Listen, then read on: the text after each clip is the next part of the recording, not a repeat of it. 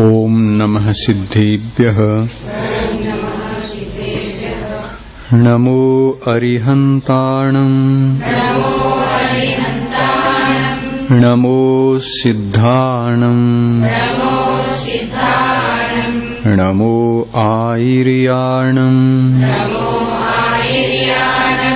नमो वज्झायाणम् नमो लोये सौवसाहूणम् एसो पंच नमो यारो सौवपावपणासनो मंगलानं च सव्वेसिम् पढमं हवै मंगलम् पढमं हवै मंगलम्। पंच परमेष्टि भगवान की, अहिंसा परमो धर्म की, आचार्य गुरुवर श्री विद्यासागर मुनि महाराज की,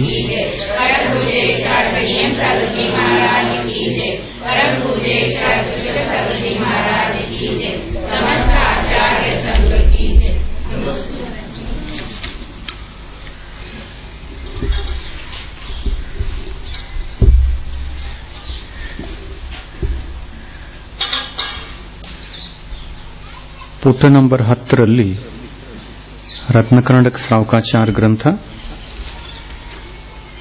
ಇದು ಪ್ರಭಾಚಂದ್ರ ಆಚಾರ್ಯ ವಿರಚಿತ ಸಂಸ್ಕೃತ ಟೀಕಾ ಸಹಿತ ಇದೆ. ಇದರ ಹಿಂದಿ ಆವಾಜ್ ಸ್ವಲ್ಪ ಹೆಚ್ಚು ಮಾಡಬೇಕು. ಇದರ ಹಿಂದಿ ಗದ್ಯಾನುವಾದ ಪಣ್ಣಾಲಾಲ್ ವಸಂತ ಸಾಯಿಚಾಚಾರ್ಯ ಇವರು ಸಾಗರದವರು. ಹಿಂದಿಯಲ್ಲಿ ಗದ್ಯಾನುವಾದ ಮಾಡಿದ್ದಾರೆ. ಆಮೇಲೆ ಇದರ ಜೊತೆಯಲ್ಲಿ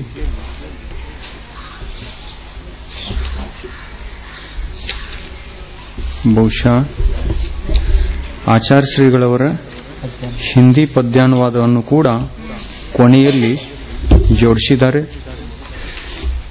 ಕೊನೆಯ ಪುಟಗಳಲ್ಲಿದೆ, ಎಕ್ಸ್ಟ್ರಾ ಜೋಡಿಸಿದ್ದಾರೆ, ಜಾಯಿಂಟ್ ಮಾಡಿದ್ದಾರೆ. ಇದರಲ್ಲಿ ಒಂದು ಪ್ರಸ್ತಾವನೆ ಇದೆ. ಗ್ರಂಥ ಪ್ರಾರಂಭವಾಗುವುದಕ್ಕಿಂತ ಮೊದಲು ಒಂದು ಪ್ರಸ್ತಾವನೆಯನ್ನು ಬರೆದಿದ್ದಾರೆ ಲೇಖಕರು. ಆ ಪ್ರಸ್ತಾವನೆಯಲ್ಲಿ ಸಮ್ಯಕ್ ದರ್ಶನದ ಪಂಚಲಬ್ಧಿಗಳ ಬಗ್ಗೆ ಚರ್ಚೆ ಇದೆ. ಪಂಚಲಬ್ಧಿಗಳು ಯಾವ್ಯಾವು? ಕ್ಷೌಕ್ಷಂ ಲಬ್ಧಿ, ವಿಶುದ್ಧ ಲಬ್ಧಿ, ದೇಶನಾ ಲಬ್ಧಿ, ಪ್ರಾಯೋಗ್ಯ ಲಬ್ಧಿ ಮತ್ತು ಕರಣ ಲಬ್ಧಿ. ಈ ಕರಣ ಲಬ್ಧಿಗಳ ಚರ್ಚೆ ಇದೆ. ಈ ಚರ್ಚೆಯನ್ನು ಮಾಡುವುದಕ್ಕಿಂತ ಮೊದಲು ಇದಕ್ಕೊಂದು ಭೂಮಿಕೆಯನ್ನು ಕೂಡ ಅವರು ಬರೆದಿದ್ದಾರೆ. ಆ ಭೂಮಿಕೆಯನ್ನು ಓದಿಕೊಂಡು ಆ ಲಬ್ಧಿಗಳನ್ನು ಓದಿಕೊಂಡರೆ ಸ್ಪಷ್ಟವಾಗಿ ನಮಗೆ ಅರ್ಥವಾಗ್ತದೆ. ಸಮ್ಯಕ್ ದರ್ಶನದ ಬಗ್ಗೆ ಭೂಮಿಕೆ 10ನೇ ಪುಟದಲ್ಲಿ ಮೋಕ್ಷ ಮಾರ್ಗ ಅನ್ನುವಂಥದ್ದೇನಿದೆ ಅಲ್ಲಿಂದ ಹೋಗೋಣ. जीव टंकोत्कीर्ण ज्ञायक स्वभाव वाला है,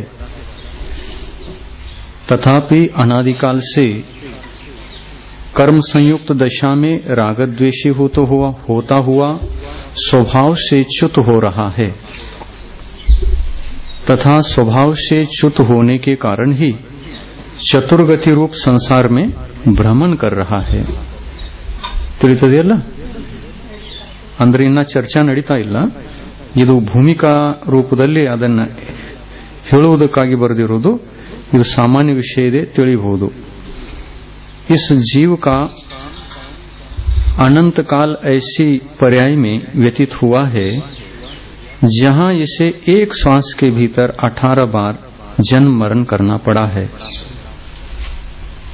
अंतर मुहूर्त के भीतर इसे 66,336 क्षुद्र भाव धारण करना पड़े हैं. मन्य बंदितल्ल क्षुद्र भाव ಎಷ್ಟಾಗ್ತವೆ ಅನ್ನೋದು 66,336 क्षुद्र भाव होते हैं. इन क्षुद्र भावों के भीतर एकेंद्रीय से लेकर पंचेंद्रिय तक के पर्याय इसने धारण की है। जिस प्रकार आतिशबाजी की चक्री के घूमने में कारण उसके भीतर की भरी हुई बारूद है, उसी प्रकार जीव के चतुर्गति में घूमने का कारण उसके भीतर विद्यमान रागादि विकारी भाव हैं। आज फटाकड़ी हस्तारಲ್ಲ, ತಿರುಗ್ತೈತಿ ನೋಡ್ರಿ, ಅದು ಸುರ್ರ ಅಂತ ತಿರುಗ್ತೈತಿ. ಅಗ್ನಿಸ್ಪರ್ಶ ಕೊಟ್ಟು ಕೂಡಲೇ ಚಿಕ್ಕ ತಿರುಗ್ತದೆಯಲ್ಲ, ಹಾಗೆ ತಿರುಗಕ್ಕೆ ಏನು ಕಾರಣ ಅಂತಂದ್ರೆ ಅದರೊಳಗಿರ್ತಕ್ಕಂಥ ಮದ್ದು ಅದಕ್ಕೆ ಕಾರಣ. ಅದೇ ತರ ಈ ಆತ್ಮ ಸಂಸಾರದೊಳಗೆ ತಿರುಗ್ತಾ ಇದ್ದಾನೆಲ್ಲ, ತಿರ್ರನೇ ತಿರುಗ್ತಾ ಇದ್ದಾನಲ್ಲ, ತಿರ್ರನೇ ತಿರುಗುತ್ತಿದ್ದಾನೆ. ಯಾಕೆ ತಿರುಗುತ್ತಿದ್ದಾನೆ? ಒಳಗಡೆಗೆ ಕಷಾಯದ ಮದ್ದು ಇದೆ, ರಾಗದ್ವೇಷ. ಆದರೆ ರಾಗದ್ವೇಷಗಳ ಕಷಾಯದ ಮದ್ದು ಇರುವುದರಿಂದ ನಾಲ್ಕೂ ಗತಿಗಳಲ್ಲಿ ಸುತ್ತಾ ಇದ್ದಾನೆ. रागादि विकार भाव हैं, संसार दुखमय है. इस दुख से छुटकारा तब तक नहीं हो सकता जब तक कि मोक्ष मार्ग की प्राप्ति नहीं होती. जीव और कर्म रूप पुद्गल का पृथक पृथक हो जाना ही मोक्ष कहलाता है. ಮೋಕ್ಷ ಅಂದ್ರೇನು? ಜೀವ್ ಬೇರೆ ಆಗಬೇಕು, ಕರ್ಮ ಬೇರೆ ಆಗಬೇಕು. ಇವು ಬೇರೆ ಬೇರೆ ಆದವು ಅಂತಂದ್ರೆ ಮೋಕ್ಷ ಆಯಿತು. मोक्ष प्राप्ति के उपायों का वर्णन करते हुए आचार्यों ने सम्यक दर्शन, सम्यक ज्ञान और सम्यक चारित्र की एकता का वर्णन किया है. जब तक ये तीनों एक साथ प्रकट नहीं होते तब तक मोक्ष की प्राप्ति संभव नहीं है. सम्यक दर्शनादिक आत्मा के स्वभाव होने से धर्म कहलाते हैं और इसके विपरीत मिथ्या दर्शन, मिथ्या ज्ञान, मिथ्या चारित्र अधर्म कहलाते हैं. अधर्म से संसार और धर्म से मोक्ष प्राप्त होता है. अतः मोक्ष के अभिलाषी जीवों को सम्यक दर्शन, सम्यक ज्ञान, सम्यक चारित्र रूप धर्म का आश्रय लेना चाहिए. यहाँ तीनों के स्वरूप पर प्रकाश डाला जाता है. अनुयोगों के अनुसार सम्यक दर्शन के विविध लक्षण. ಮೊದಲು ಸಮ್ಯಕ್ ದರ್ಶನದ ಲಕ್ಷಣವನ್ನು ಹೇಳಿದರು. ಅನುಯೋಗಗಳ ಆಧಾರದಿಂದ ಅನುಯೋಗಗಳು 4: ಪ್ರಥಮಾನುಯೋಗ, ಕರ್ಣಾನುಯೋಗ, ಚರಣಾನುಯೋಗ ಮತ್ತು ದ್ರವ್ಯಾನುಯೋಗ. ಪ್ರತಿಯೊಂದು ಅನುಯೋಗದಲ್ಲಿ ಸಮ್ಯಕ್ ದರ್ಶನದ ಬಗ್ಗೆ ಲಕ್ಷಣ ಹೇಳುವಾಗ ಬೇರೆ ಬೇರೆ ರೀತಿಯಲ್ಲಿ ಹೇಳಿದ್ದಾರೆ. ಪ್ರಥಮಾನುಯೋಗದಲ್ಲಿ ಬೇರೆ, ಕರ್ಣಾನುಯೋಗದಲ್ಲಿ ಬೇರೆ, ಚರಣಾನುಯೋಗದಲ್ಲಿ ಬೇರೆ, ದ್ರವ್ಯಾನುಯೋಗದಲ್ಲಿ ಬೇರೆ. ಆ ಎಲ್ಲ ಲಕ್ಷಣಗಳನ್ನು ಸಂಕಲನ ಮಾಡಿ ಆ ಲಕ್ಷಣಗಳ ಮೇಲೆ ವಿಚಾರ ಮಾಡೋದಿದೆ ಮತ್ತು ಆ ಲಕ್ಷಣದ ಅನುಸಾರವಾಗಿ ಜೀವ ತಾನು ತನ್ನ ಸಮ್ಯಕ್ ದರ್ಶನವನ್ನು ಪ್ರಾಪ್ತ ಮಾಡಿಕೊಳ್ಳಬೇಕು ಅಂತಂದ್ರೆ ಪಂಚಲಬ್ಧಿಗಳಿಲ್ಲದೆ ಮಾಡಿಕೊಳ್ಳುವುದಿಲ್ಲ ಅನ್ನೋದು ನಿಶ್ಚಿತ. जैनागम प्रथमानुयोग, कर्णानुयोग, चरणानुयोग और द्रव्यानुयोग के भेद से 4 प्रकार का है. इन अनुयोगों में विभिन्न दृष्टिकोण से सम्यक दर्शन के स्वरूप की चर्चा की गई है. प्रथमानुयोग और चरणानुयोग में सम्यक दर्शन का स्वरूप प्रायः इस प्रकार बताया गया है कि परमार्थ देव शास्त्र गुरु का 3 मूर्ताओं और 8 मदों से रहित तथा 8 अंगों से सहित श्रद्धान करना सम्यक दर्शन है. वीतराग, सर्वज्ञ और हितोपदेशी व्यक्ति देव कहलाता है. ನಿಜವಾದ ದೇವರ ಲಕ್ಷಣ ಹೇಳಿದ್ರು, ಸಮ್ಯಕ್ ದರ್ಶನ ಸ್ವರೂಪ ಹೇಳಿದ್ರು. ಇದೇ ರತ್ನಕರ್ಣ ಶ್ರಾವಕಾಚಾರ್ಯ ಚರಣಾನುಯೋಗದ ಆಧಾರದಿಂದ ಏನು ಹೇಳಿದ್ದಾರೆ ಅಂತಂದ್ರೆ, प्रथमानुयोग और चरणानुयोग में सम्यक दर्शन का स्वरूप प्रायः एक सा है. ಪ್ರಥಮಾನುಯೋಗದಲ್ಲಿ ಚರಣಾನುಯೋಗದಲ್ಲಿ ಸಮ್ಯಕ್ ದರ್ಶನದ ಲಕ್ಷಣವನ್ನು ಹೇಳುವಾಗ ಒಂದೇ ತರ ಹೇಳ್ತಾರೆ. ಇದರಲ್ಲಿ ಡಿಫರೆನ್ಸ್ ಏನೂ ಆಗುಲ್ಲ. ಏನು ಹೇಳ್ತಾರೆ ಅದರಲ್ಲಿ? ನಿಜವಾದ ಪರಮಾರ್ಥ ದೇವ, ಪರಮಾರ್ಥ ಗುರು ಮತ್ತು ಪರಮಾರ್ಥ ಶಾಸ್ತ್ರದ ಶ್ರದ್ಧೆಯನ್ನು ಮಾಡುವುದು ಸಮ್ಯಕ್ ದರ್ಶನ. ಮತ್ತು ವೀತರಾಗ, ಸರ್ವಜ್ಞ, ಹಿತೋಪದೇಶಿ ಅನ್ನುವಂಥ 3 ಗುಣಗಳು ಯಾವ ಆತ್ಮನಲ್ಲಿವೆಯೋ ಆ ಆತ್ಮ ಆಪ್ತಾತ್ಮ, ನಿಜವಾದ ದೇವ. जैनागम में अरहंत और सिद्ध परमिष्टि को देव संज्ञा है. ಜೈನ ಧರ್ಮದಲ್ಲಿ ಜೈನ ಶಾಸ್ತ್ರಗಳಲ್ಲಿ ಅರ್ಹಂತರಿಗೆ ಮತ್ತು ಸಿದ್ಧ ಪರಮಿಷ್ಠಿಗಳಿಗೆ ಇಬ್ಬರಿಗೆ ದೇವರು ಅಂತ ಹೇಳಿದರು ಮತ್ತು ಉಳಿದ ಪರಮಿಷ್ಠಿಗಳಿಗೆ ಗುರು ಅಂತ ಹೇಳಿದರು. ಆಚಾರ್ಯ ಪರಮಿಷ್ಠಿ, ಉಪಾಧ್ಯಾಯ ಪರಮಿಷ್ಠಿ ಮತ್ತು ಸಾಧು ಪರಮಿಷ್ಠಿ. वीतराग सर्वज्ञ देव की दिव्य ध्वनि से अवतीर्ण तथा गणधर आदि आचार्यों के द्वारा गुंफित आगम शास्त्र कहलाता है. ಗಣಧರ್ ಪರಮಿಷ್ಠಿಗಳಿಂದ ಹೇಳಲ್ಪಟ್ಟಿರತಕ್ಕಂಥದ್ದು ಮತ್ತು ಭಗವಂತರ ವಾಣಿ ಇದ್ದಂಥದ್ದು ಅದು जैन शास्त्र ಅಂದ್ರೆ जैनागम. और विषयों की आशा से रहित निर्ग्रंथ निष्परिग्रह एवं ज्ञान ध्यान तप में लीन साधु गुरु कहलाते हैं. ಗುರುಗಳ ಲಕ್ಷಣ ಏನು? ನಿರ್ಗ್ರಂಥ, ಗ್ರಂಥ ಅಂದರೆ ಪರಿಗ್ರಹ, ಪರಿಗ್ರಹಗಳಿಂದ ರಹಿತ. ಎಷ್ಟು ಪರಿಗ್ರಹಗಳಿಂದ ರಹಿತ? 24 ಪರಿಗ್ರಹಗಳಿಂದ ರಹಿತ. ಅದರಲ್ಲಿ 10 ಅಂತರಂಗ ಪರಿಗ್ರಹ ಮತ್ತು 14 ಬಹಿರಂಗ ಪರಿಗ್ರಹ. ಉಭಯ ಪರಿಗ್ರಹಗಳಿಂದ ರಹಿತ ಗುರುವೇ ನಿಜವಾದ ಸದ್ಗುರು. निजवाद सद्गुरु. हमारा प्रयोजन मोक्ष है, उसकी प्राप्ति इन्हीं देव शास्त्र गुरु के आश्रय से हो सकती है. अतः इनकी दृढ़ प्रतीति करना सम्यक दर्शन है. भय, आशा, स्नेह, लोभ के वशीभूत होकर कभी भी कुदेव, कुगुरु और कुशास्त्रों की प्रतीति नहीं करना चाहिए. ದ್ರವ್ಯಾನ್ ಯೋಗ ಮೇ ಇದು ರತ್ನಕಂಡ ಶ್ರಾವಕಾಚಾರ್ಯ ಗ್ರಂಥದ ಸಾರ ಆಯಿತು.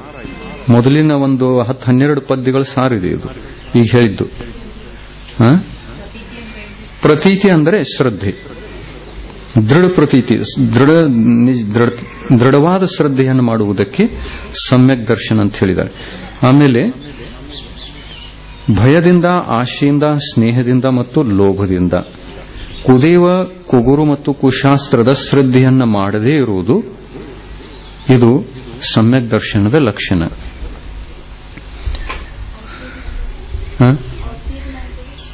ಅವತೀರ್ಣ ಎಲ್ಲಿದೆ? दिव्य ध्वनि से अवतीर्ण, दिव्य ध्वनि से आई हुई जिनवाणी अवतीर्ण. ಮುಖಾರವಿಂದದಿಂದ ಬಂದಿರುವಂತಹ ಅವತೀರ್ಣ. द्रव्यान योग में प्रमुखता से द्रव्य गुण पर्याय अथवा जीव अजीव, आश्रव, बंध, संवर, निर्जरा और मोक्ष, इन 7 तत्वों एवं पुण्य पाप सहित 9 पदार्थों की चर्चा आती है. अतः द्रव्यान योग में सम्यक दर्शन का लक्षण तत्वार्थ श्रद्धान को बताया गया है.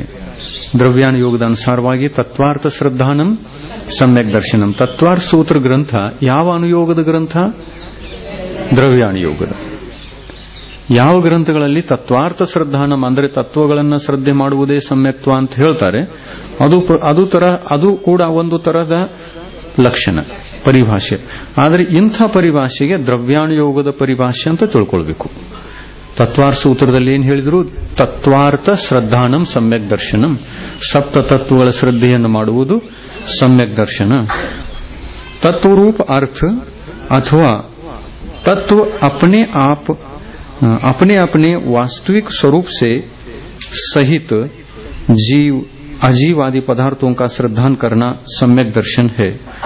ಅಂದ್ರೆ ಯಾವ ತತ್ವಗಳ ಯಾವ ಪ್ರಕಾರದ ಲಕ್ಷಣ ಇದೆ, ಯಾವ ಪ್ರಕಾರದ ಒಂದು ಅದರ ಸ್ವರೂಪ ಇದೆ, ಅದು ಹೇಗಿದೆಯೋ ಹಾಗೆಯೇ ಶ್ರದ್ಧಾನ ಮಾಡುವುದಕ್ಕೆ ಸಮ್ಯಕ್ ದರ್ಶನ ಅಂತ ಹೇಳ್ತಾರೆ. ಜೀವ ತತ್ವ ಇದೆ, ಏನಿದೆ ಅದು? ಜ್ಞಾನೋಪಯೋಗ ಮತ್ತು ದರ್ಶನೋಪಯೋಗ ಲಕ್ಷಣ ಉಳ್ಳದ್ದು. ಆಮೇಲೆ ಅದನ್ನ ಏಕಾಂತದಿಂದ ಜ್ಞಾನೋಪಯೋಗವುಳ್ಳದ್ದು ಅಂತ ತಿಳ್ಕೊಂಡ್ರೆ ಮಿಥ್ಯೆ ಆಯಿತು, ಅದು ತತ್ವದ ಸ್ವರೂಪ ಅಲ್ಲ. ಅಲ್ಲಿ ಎರಡೂ ತರದಲ್ಲಿ ತಿಳ್ಕೊ, ಜ್ಞಾನೋಪಯೋಗದ ಸ್ವರೂಪವೂ ಹೌದು, ದರ್ಶನೋಪಯೋಗ ಸ್ವರೂಪವೂ ಹೌದು ಅನ್ನುವಂಥ ಅದರ ಲಕ್ಷಣವನ್ನು, ನಿಜ ಲಕ್ಷಣವನ್ನು ತಿಳ್ಕೊಂಡು ಅದರ ಮೇಲಿನ ಶ್ರದ್ಧಾನ ಇದು ಸಮ್ಯಕ್ ದರ್ಶನ. अथवा परमार्थ रूप से जाने हुए जीव अजीव, पुण्य पाप, आश्रव, संवर, निर्जरा, बंध और मोक्ष, ये 9 पदार्थ सम्यक दर्शन हैं. 9 ಪದಾರ್ಥ ಸಮ್ಯಕ್ ದರ್ಶನ है. ಇಲ್ಲಿ ಪದಾರ್ಥಗಳನ್ನೇ ಸಮ್ಯಕ್ ದರ್ಶನ ಅಂತಂದ್ರು ನೋಡಿ. ಪದಾರ್ಥ ಸಮ್ಯಕ್ ದರ್ಶನ ಆಗ್ತವೇನು? ಇಲ್ಲ. ಪದಾರ್ಥಗಳ ಆಶ್ರಯದಿಂದ ಜೀವ ಶ್ರದ್ಧೆಯನ್ನ ಮಾಡಿ ಸಮ್ಯಕ್ತವನ್ನು ಪಡಿತಾನೆ. ಯಾವ ಪದಾರ್ಥಗಳನ್ನ ಶ್ರದ್ಧೆಗಾಗಿ ಆಶ್ರಯವನ್ನ ಪಡಿತಾನೆಯೋ ಆ ಪದಾರ್ಥಗಳು ಕೂಡ ಸಮ್ಯಕ್ತ ಅನ್ನೋದು ಇದು ಔಪಚಾರಿಕ ಕಥನ. ಅಂದರೆ ಎಂಥ ಉಪಚಾರ ಇದು?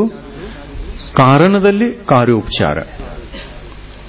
ಸಮ್ಯಕ್ತದ ಉತ್ಪತ್ತಿಗೆ ಕಾರಣ ಯಾವುದು? ತತ್ವಗಳು. ಆ ತತ್ವಗಳನ್ನೇ ಸಮ್ಯಕ್ ದರ್ಶನ ಅನ್ನೋದು.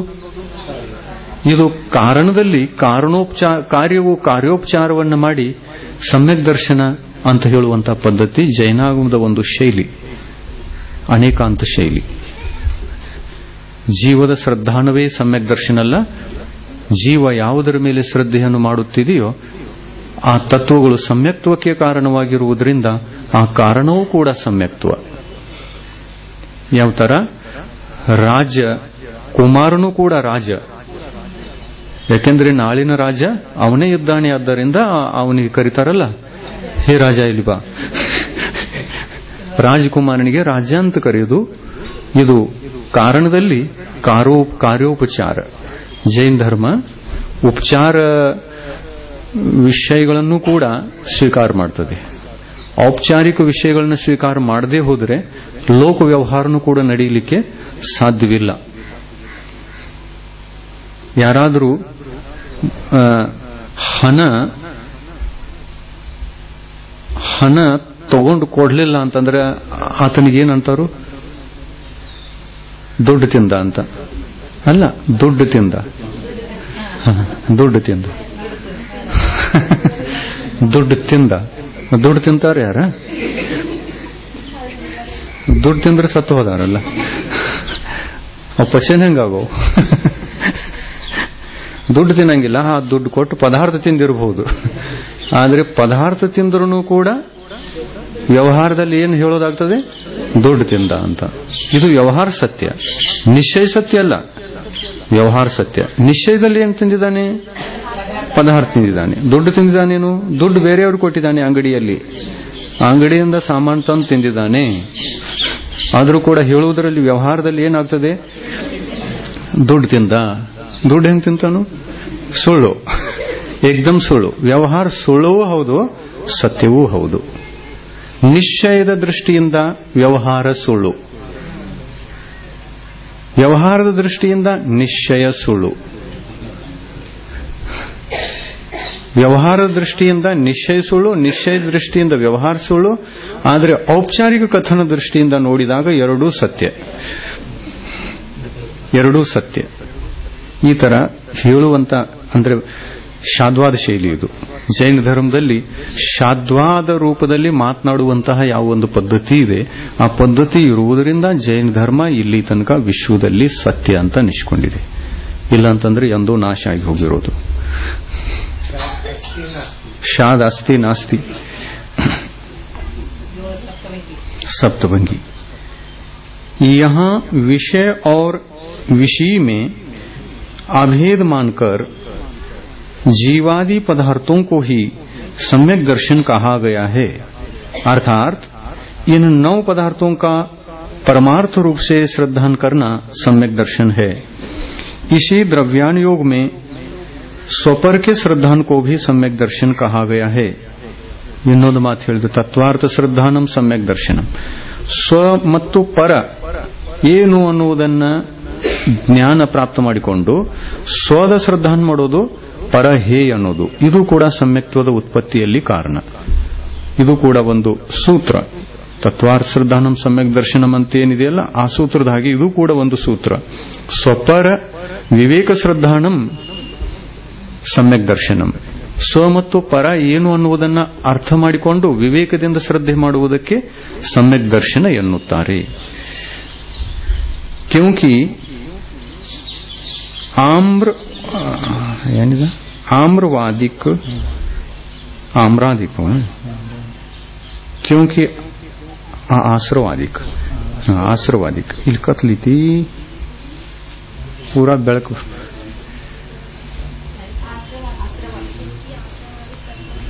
क्योंकि आश्रवादी ಮೇಲಿಂದ ಮುಂದಿನ ಬೆಳಕು ಬರ್ತೈತಿ ಇಲ್ಲಿ ಕತ್ಲಿ क्योंकि आश्रवादिक तत्व स्वजीव और पर कर्म रूप अजीव के संयोग से होने वाले पर्यायात्मक तत्व हैं, अतः स्वपर में ही गर्वित हो जाते हैं अथवा इसी द्रव्यान योग के अंतर्गत अध्यात्म ग्रंथों में पर द्रव्यों से भिन्न आत्मद्रव्य की प्रतीति को सम्यक दर्शन कहा है, क्योंकि प्रयोजनभूत तत्व तो स्व की आत्मद्रव्य ही हैं। स्व का निश्चय होने से पर स्वतः छूट जाता है। ದ್ರವ್ಯಾನುಯೋಗದ ಪದ್ಧತಿಯಲ್ಲಿ ನಾನು ಯಾರು ಪರ ಏನು ಅನ್ನುವುದನ್ನು ತಿಳ್ಕೊಂಡು ಪರ ನಾನಲ್ಲ, ನಾನು ಆತ್ಮ, ನನ್ನ ಸುಖ, ನನ್ನ ನಿಜವಾದ ಧನ ಸಂಪತ್ತಿ, ಆತ್ಮಿಕ ಸಂಪತ್ತಿ ನನ್ನಲ್ಲಿಯೇ ಇದೆ, ಅದೇ ನನ್ನ ಸುಖಕ್ಕೆ ಕಾರಣ. ನನ್ನ ಧನ ಯಾವುದು? ರತ್ನತ್ರಯ. ರತ್ನತ್ರಯವೇ ನನ್ನ ನಿಜವಾದ ಧನ. ಆ ಧನದಲ್ಲಿಯೇ ಸುಖ ಇದೆ. ನಾನು ಪಂಚೇಂದ್ರಿಯ ವಿಷಯಗಳಲ್ಲಿ ಹೋಗಿ ಆ ವಿಷಯಗಳಿಂದ ಪ್ರಾಪ್ತವಾಗತಕ್ಕಂತಹ ಸುಖವನ್ನ ಇದು ನನ್ನ ಸುಖ, ಇದು ನನ್ನ ಸುಖ, ಇದು ನನ್ನ ಸುಖ ಅಂತ ಏನು ಕಲ್ಪನೆ ಮಾಡಿಕೊಂಡಿದ್ದೀನಲ್ಲ, ಅದೆಲ್ಲ ಮಿಥ್ಯಾ ಇದೆ. ಪರವಸ್ತುಗಳಿಂದ ಪ್ರಾಪ್ತವಾಗತಕ್ಕಂತಹ ಸುಖ ನಿಜವಾದ ಸುಖ ಅಲ್ಲ. ತನ್ನಿಂದ ತನ್ನಲ್ಲೇ ತಾನು ಪ್ರಾಪ್ತ ಮಾಡಿಕೊಂಡು ತಾನೇ ಅನುಭವಿಸುವಂತಹ ಯಾವ ಸುಖ ಇದೆಯೋ ಅದೇ ನಿಜವಾದ ಸುಖ ಅನ್ನುವಂಥ ಭೇದ ವಿಜ್ಞಾನದಿಂದ ತನ್ನ ಸುಖದ ಮೇಲೆ ತಾನು ಶ್ರದ್ಧಾನ ಮಾಡುವುದೇ ಸಮ್ಯಕ್ ದರ್ಶನ. ಮತ್ತು ಪರ ವಿಷಯದಿಂದ ಪಂಚೇಂದ್ರಿಯ ವಿಷಯಗಳಿಂದ ಪ್ರಾಪ್ತವಾಗತಕ್ಕಂಥ ಸುಖ ಅದು ನನ್ನದಲ್ಲ, ಅದು ಶ್ರದ್ಧೆಗೆ ಯೋಗ್ಯವಲ್ಲ ಅಂತ ತಿಳ್ಕೊಂಡು ಆ ಶ್ರದ್ಧೆಯನ್ನು ತೆಗೆದು ಹಾಕುವುದಕ್ಕೆ ದ್ರವ್ಯಾನುಯೋಗದ ಸಮ್ಯಕ್ ದರ್ಶನ ಅಂತ ಹೇಳ್ತಾರೆ. ಯಾಕೆ ಆ ಕಡೆದು ಕೇಳಿಸ್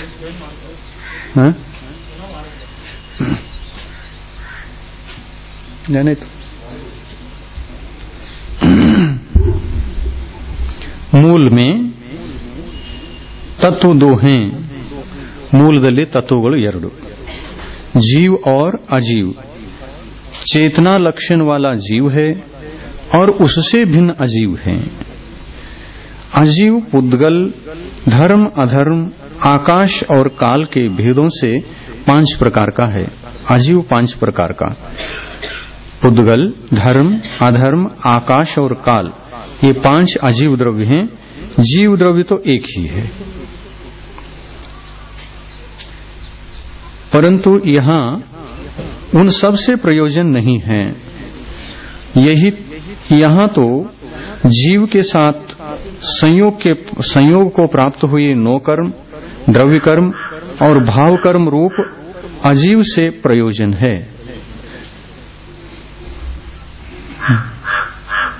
चैतन्य स्वभाव वाले जीव के साथ अनादिकाल से ये नो कर्म, शरीर, द्रव्य कर्म, ज्ञानावरणादिक और भाव कर्म, रागादि लग रहे हैं. ये अनादिकाल से लग रहे हैं. जीव के साथ अनादिकाल से चले आ रहे हैं. ये जीव के ये किस कारण से लग रहे हैं? जब इसका विचार आता है तब आश्रव तत्व उपस्थित होता है.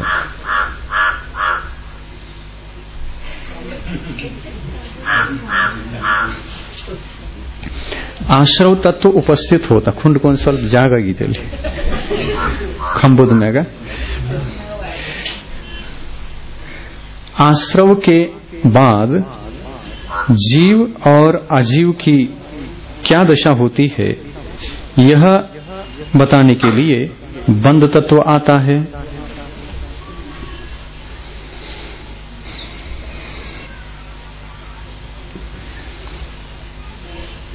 आश्रव का विरोध भाव संवर है, बंध का विरोधी भाव निर्जरा है, तथा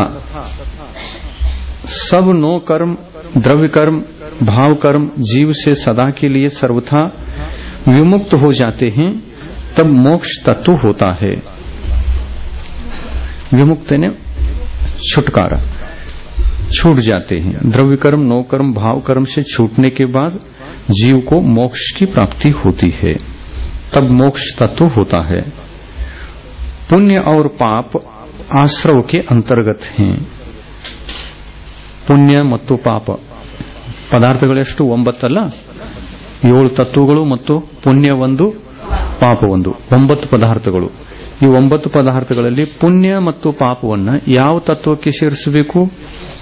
ಆಶ್ರವ ತತ್ವಕ್ಕೆ, ಆಶ್ರವ ತತ್ವಕ್ಕೆ ಸೇರಿಸಬೇಕು. पुण्याश्रव ಮತ್ತು पापाश्रव। इस तरह आत्मकल्याण के लिए उपयुक्त 7 तत्व अथवा 9 पदार्थ प्रयोजनभूत हैं। इनका वास्तविक रूप से निर्णय कर प्रतीति करना सम्यक दर्शन है। ಅಂದ್ರೆ ಇವುಗಳ ಸ್ವರೂಪವನ್ನು ಸರಿಯಾಗಿ ತಿಳ್ಕೊಂಡು ಶ್ರದ್ಧೆ ಮಾಡುವುದಕ್ಕೆ सम्यक दर्शन ಅಂತ ಹೇಳಬೇಕು। स्वरूपದ बोध अति आवश्यक। ऐसा न हो कि आश्रव और बंध के कारणों को संवर और निर्जरा का कारण समझ लिया जाए अथवा जीव की रागादि पूर्ण अवस्था को जीव तत्व समझ लिया जाए या जीव की वैभाविक परिणति को सर्वथा अजीव समझ लिया जाए, क्योंकि ऐसा समझने से वस्तु तत्व का सही निर्णय नहीं हो पाता और सही निर्णय के अभाव में यह आत्मा मोक्ष को प्राप्त नहीं हो सकता, नहीं हो पाता। ಹಾಲಿಗೆ ಹಾಲು ಮತ್ತು ನೀರಲ್ಲ, ಹಾಲಿಗೆ ಹಾಲು, ಹಸುವಿನ ಹಾಲಿಗೆ ಹಾಲು, ಕಳ್ಳಿ ಹಾಲಿಗೆ ಹಾಲು ಒಂದು ಹೆಸರಿದ್ರೂ ಕೂಡ ಅದರ ನಿಜವಾದ ನಿರ್ಣಯ ನಮಗೆ ಗೊತ್ತಿದ್ರೆ ಮಾತ್ರ ನಾವು ಬದುಕಬಹುದು. ಗೊತ್ತಿಲ್ಲ ಅಂತಂದ್ರೆ ಎರಡರ ಹೆಸರು ಹಾಲು, ಇದು ಕಳ್ಳಿ ಹಾಲು, ಇದು ಹಸುವಿನ ಹಾಲು, ಹಾಲು ಅಂತ ಕುಡಿದು ಬಿಟ್ರು. ಅದರ ಸ್ವರೂಪ ಪರಿಚಯ ಇಲ್ಲ ಅಂತಂದ್ರೆ ಏನು ಅನರ್ಥ ಆಗಬಹುದು? ಪ್ರಾಣ ಹೋಗಬಹುದು.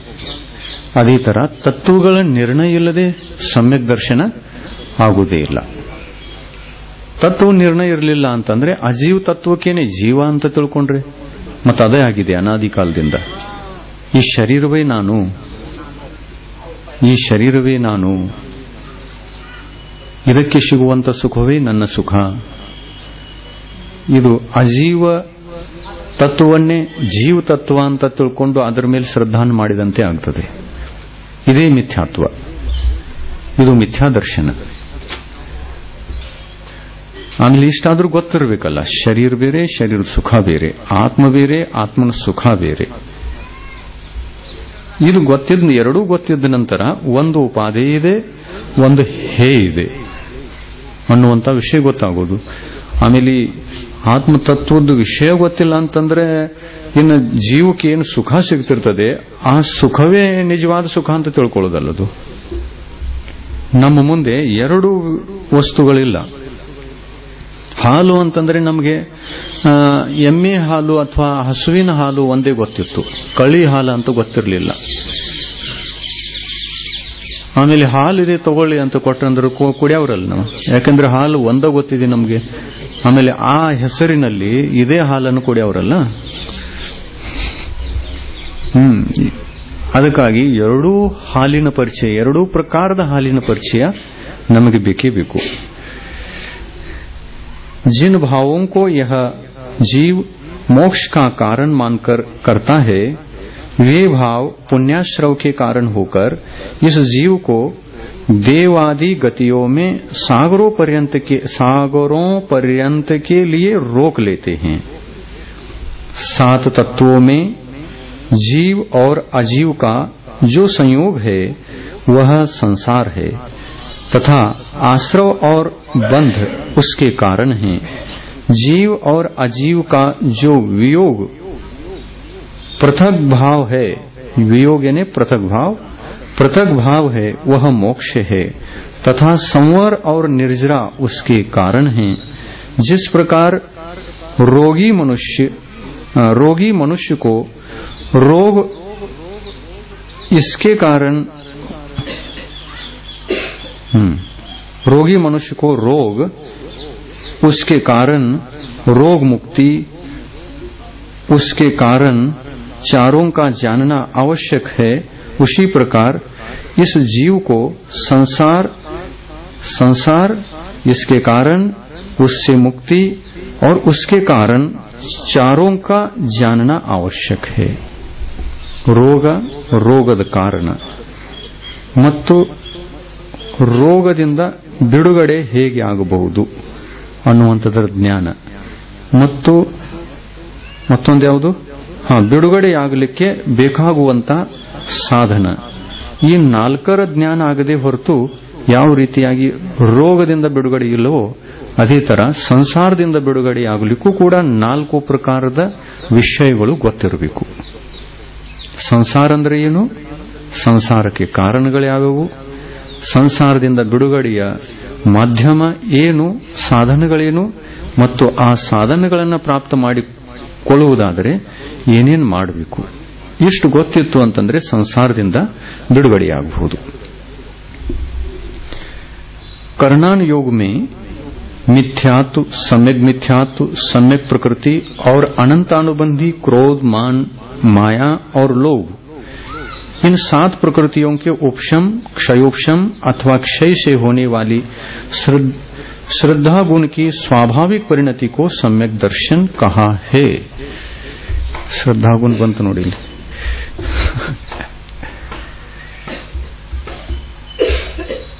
ಶ್ರದ್ಧಾ ಗುಣ ಇದೆಯೋ ಅಥವಾ ಪರ್ಯಾಯ ಇದೆಯೋ? ಶ್ರದ್ಧೆ ಗುಣ ಇದೆ. ಆಮೇಲೆ ಸಮ್ಯಕ್ ದರ್ಶನ್ ಗುಣ ಇದೆಯೋ ಅಥವಾ ಪರ್ಯಾಯ ಇದೆ?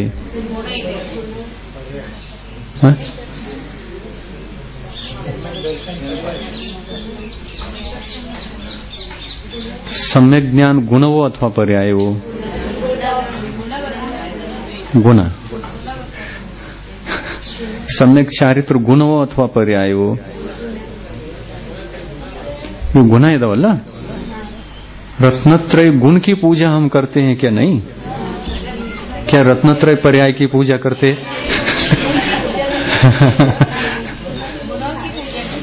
गुणों की पूजा करते हैं. गुण वंदनीय है, गुणों की पूजा करते हैं, पर्यायों की पूजा तो नहीं करते. गुणों का पर्याय भी हो सकता है.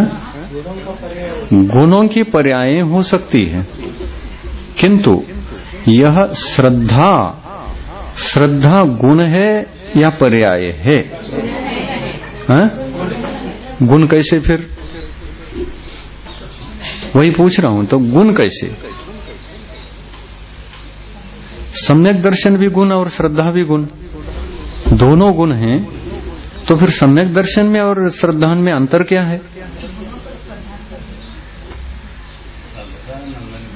ಶ್ರದ್ಧಾದ್ಮ್ಯಾಗ ಶ್ರದ್ಧಾನ್ ಮಾಡವ್ರೇನಂತ?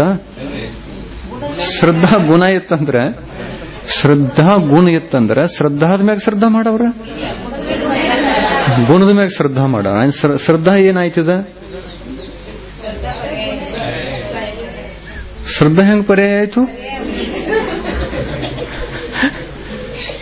ಅಂದ್ರೆ ಸಮ್ಯಕ್ ದರ್ಶನ್ ಪೈಲ ಆಯ್ತು, ಆಯ್ದ ಶ್ರದ್ಧಾ ಆಯ್ತೇನಾ? ಅಂದ್ರೆ ಗುಣದಿಂದ ಪರ್ಯಾಯ ಹೊರಡಬೇಕು ಅಂತಂದ್ರೆ ಮೊದಲು ಗುಣ ಪ್ರಾಪ್ತ ಆಗಬೇಕು, ಆಮೇಲೆ ಅದರ ಪರ್ಯಾಯ ಉತ್ಪನ್ನ ಆಗೋದು. ಅದ್ ಮೊದಲು ಸಮ್ಯಕ್ ದರ್ಶನ ಆಯ್ತು, ನಂತರ ಶ್ರದ್ಧಾ ಬತ್ತು. ಹಿಂಗಾಗೋದಲ್ಲ ಇದು? ಶ್ರದ್ಧಾ ಬಂದಿಂದ ಸಮ್ಯಕ್ ದರ್ಶನ ಆಯ್ತು, ಏನು ಸಮ್ಯಕ್ ದರ್ಶನ ಆದ ನಂತರ ಶ್ರದ್ಧಾ ಬರ್ತೈತಿ? ಒಂದು ವೇಳೆ ಸಮ್ಯಕ್ ದರ್ಶನ ಆದ ನಂತರ ಶ್ರದ್ಧಾ ಬರೋದಿತ್ತಂದ್ರ ಇದು ಗುಣ ಆಯ್ತು, ಆ ಶ್ರದ್ಧಾ ಪರ್ಯಾಯ ಆಯ್ತು.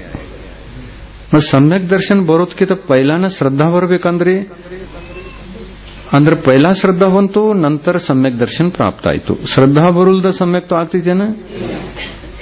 ತತ್ವಾರ್ಥ ಶ್ರದ್ಧಾಣಂ ಸಮ್ಯಕ್ ದರ್ಶನಂ. ಸಮ್ಯಕ್ ದರ್ಶನವು ಯಾವಾಗ ಪ್ರಾಪ್ತವಾಗುತ್ತದೆ? ಶ್ರದ್ಧಾನ ಇದ್ದಾಗ. ಆ ಶ್ರದ್ಧಾನ್ ಮೊದಲು ಬರ್ತದೆಯೋ ಅಥವಾ ಗುಣ ಮೊದಲು ಹುಟ್ಟುತ್ತದೆಯೋ?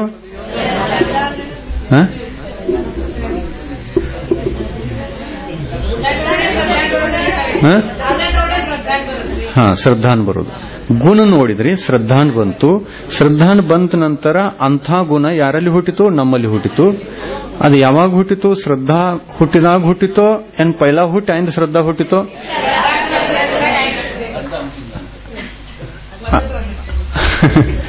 ಆಮೇಲೆ ಇದರ ಗುಣ ಯಾವುದು ಮತ್ತು ಪರ್ಯಾಯ ಯಾವುದು?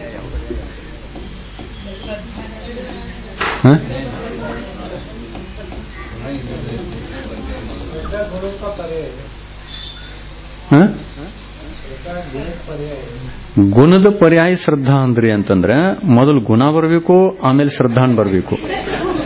ಯಾಕಂದ್ರೆ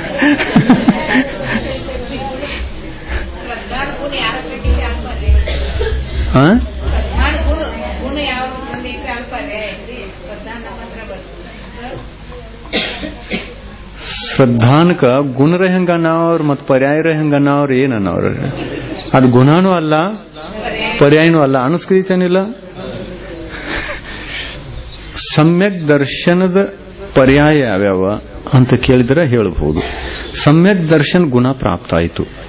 ಈ ಗುಣ ಪ್ರಾಪ್ತ ಆದ ನಂತರ ಇದರ ಪರಿಣಾಮನ ಬ್ಯಾರೆ ಬ್ಯಾರೆ ರೂಪದಾಗ ಪರಿಣಾಮನ ಆಗ್ತೈತಲ್ಲ. ಸಮ್ಯಕ್ ದರ್ಶನ ಆಯಿತು. ಪೈಲಾ ಯಾವ ಸಮ್ಯಕ್ ದರ್ಶನ ಇತ್ತು? ಪ್ರಥಮೋಪಶಮ ಸಮ್ಯಕ್ ದರ್ಶನ. ಪ್ರಥಮೋಪಶಮ ಸಮ್ಯಕ್ ದರ್ಶನ ಅನ್ನೋದು ಸಮ್ಯಕ್ತು ಗುಣದ ಒಂದು ಅವಸ್ಥೆ. ಈ ಅವಸ್ಥೆಯೇ ಪರ್ಯಾಯ. ಇನ್ನು ಇದೇ ಸಮ್ಯಕ್ತು ಗುಣ ಮುಂದುವರಿಯಿತು ಅಂತಂದ್ರೆ ಪರ್ಯಾಯ ಚೇಂಜ್ ಆಯಿತು. ಉಪಶಮ ಇದ್ದುದು ಕ್ಷಯೋಪಶಮ ಆಯಿತು. ಇದೇ ಸಮ್ಯಕ್ ದರ್ಶನ ಮತ್ತೆ ಮುಂದುವರಿಯಿತು. ಕ್ಷಯೋಪಶಮ ಇದ್ದುದು ದ್ವಿತೀಯೋಪಶಮ ಆಯಿತು. ಇದೇ ಸಮ್ಯಕ್ತು ಗುಣ ಮತ್ತೆ ಮುಂದುವರಿಯಿತು, ಕ್ಷಾಯಿಕ ಆಯಿತು. ಗುಣ ಯಾವುದು? ಗುಣ ಯಾವುದು? ಸಮ್ಯಕ್ತು ಅನ್ನತಕ್ಕಂಥದ್ದು ಗುಣ. ಸಮ್ಯಕ್ ದರ್ಶನ ಅನ್ನತಕ್ಕಂಥದ್ದು ಗುಣ. ಅದರ ಅವಸ್ಥೆಗಳು ಯಾವ್ಯಾವು? ಎಷ್ಟು? ಪ್ರಥಮೋಪಶಮ, ದ್ವಿತೀಯೋಪಶಮ, ಕ್ಷಯೋಪಶಮ, ಕ್ಷಾಯಿಕ. 4 ಪರ್ಯಾಯಗಳಿವೆ. ಸಮ್ಯಕ್ ದರ್ಶನ ಇಲ್ಲದೆ ಪ್ರಥಮೋಪಶಮ ಅನುಭವದೇನು? ಗುಣ ಮೊದಲು ಹುಟ್ಟಬೇಕು, ನಂತರ ಪರ್ಯಾಯ ಹುಟ್ಟುತ್ತದೆ. ಗುಣ ಇದ್ದಾಗ ಅದಕ್ಕೊಂದು ಯಾವುದಾದ್ರೂ ಪರ್ಯಾಯ ಇರಲೇಬೇಕು. ಈ ಸಮ್ಯಕ್ತು ಗುಣ ಹುಟ್ಟಿದ ನಂತರ ಎಲ್ಲಿ ಇದ್ರೂ ಕೂಡ, ಸಿದ್ಧ ಅವಸ್ಥೆಯಲ್ಲಿದ್ದರೂ ಕೂಡ, ಸಂಸಾರ ಅವಸ್ಥೆಯಲ್ಲಿದ್ದರೂ ಕೂಡ ಅದಕ್ಕೊಂದು ಯಾವುದಾದ್ರೂ ಪರ್ಯಾಯ ಇದ್ದೇ ಇರುತ್ತದೆ. ಉದಾಹರಣೆಗೆ ಮೊಟ್ಟ ಮೊದಲು ನಿಮಗೆ ಸಮ್ಯಕ್ ದರ್ಶನ ಪ್ರಾಪ್ತ ಆಯಿತು. ಯಾವುದರಿಂದ ಪ್ರಾಪ್ತ ಆಯಿತು? ಏನು ಮಾಡೋಣ ಪ್ರಾಪ್ತ ಆಯಿತು? ಶ್ರದ್ಧಾನ ಮಾಡುವುದರಿಂದ. ಶ್ರದ್ಧಾನ ಏನಿದು? ಸಮ್ಯಕ್ತವನ್ನು, ಸಮ್ಯಕ್ ದರ್ಶನ ಅನ್ನತಕ್ಕಂಥ ಗುಣವನ್ನು ಪಡೆಯುವುದರ ಮಾಧ್ಯಮ. ಇದು ಮಾಧ್ಯಮ ಆಯಿತು. ಇದು ಮಾಧ್ಯಮ. ಗುಣನೂ ಅಲ್ಲ, ಪರ್ಯಾಯನೂ ಅಲ್ಲ. ಇದು ಮಾಧ್ಯಮ ಆಯಿತು.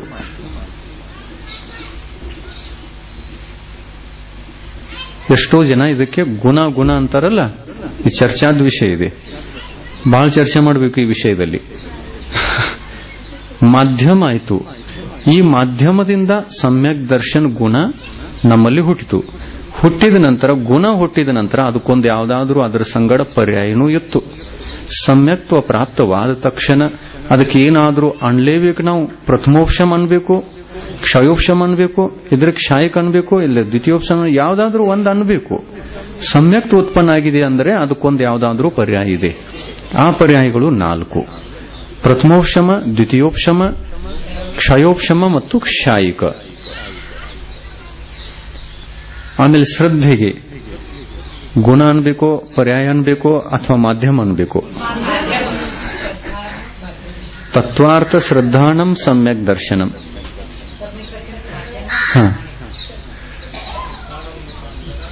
ಶ್ರದ್ಧಾನದ ಮುಖಾಂತರ ಸಮ್ಯಕ್ ದರ್ಶನವನ್ನು ಜೀವವು ಪ್ರಾಪ್ತ ಮಾಡಿಕೊಳ್ಳುತ್ತದೆ. ಪ್ರಾಪ್ತ ಮಾಡಿಕೊಂಡಾಗ ಆ ಸಮ್ಯಕ್ತ್ವದ ಯಾವುದಾದರೂ ಒಂದು ಪರ್ಯಾಯ ಅದರ ಜೊತೆಯಲ್ಲಿ ಇದ್ದೇ ಇರುತ್ತದೆ, ನಿಶ್ಚಿತ.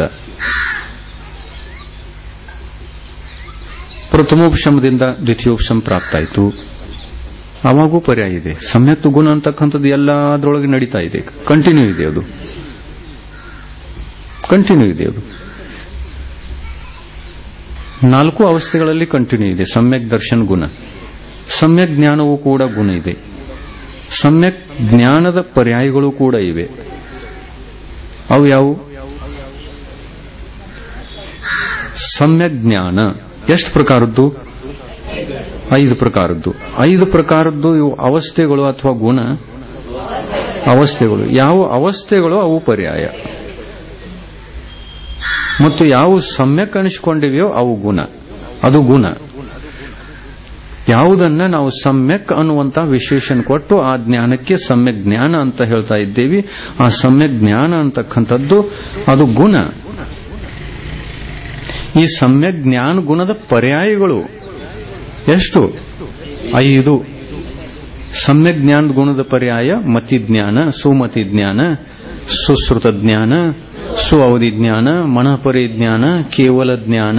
ಇವು ಜ್ಞಾನ ಗುಣದ ಪರ್ಯಾಯಗಳು, ಜ್ಞಾನ ಗುಣದ ಅವಸ್ಥೆಗಳು. ಅದೇ ತರ ಚಾರಿತ್ರವೂ ಕೂಡ ಗುಣ. ಚಾರಿತ್ರ ಗುಣದ ಪರ್ಯಾಯಗಳು ಯಾವ್ಯಾವು?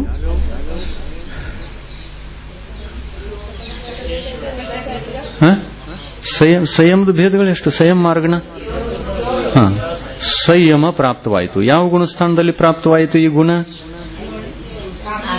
6ನೇ ಗುಣಸ್ಥಾನ, 6ನೇ 7ನೇ ಗುಣಸ್ಥಾನದಲ್ಲಿ ಪ್ರಾಪ್ತ ಆಯಿತು. ದೀಕ್ಷಾ ತಗೊಳ್ಳುವಾಗ 7ನೇ ಗುಣಸ್ಥಾನ ಆಗ್ತದೆ. 7ನೇ ಗುಣಸ್ಥಾನದಲ್ಲಿ ಸಂಯಮ ಪ್ರಾಪ್ತ ಆಯಿತು.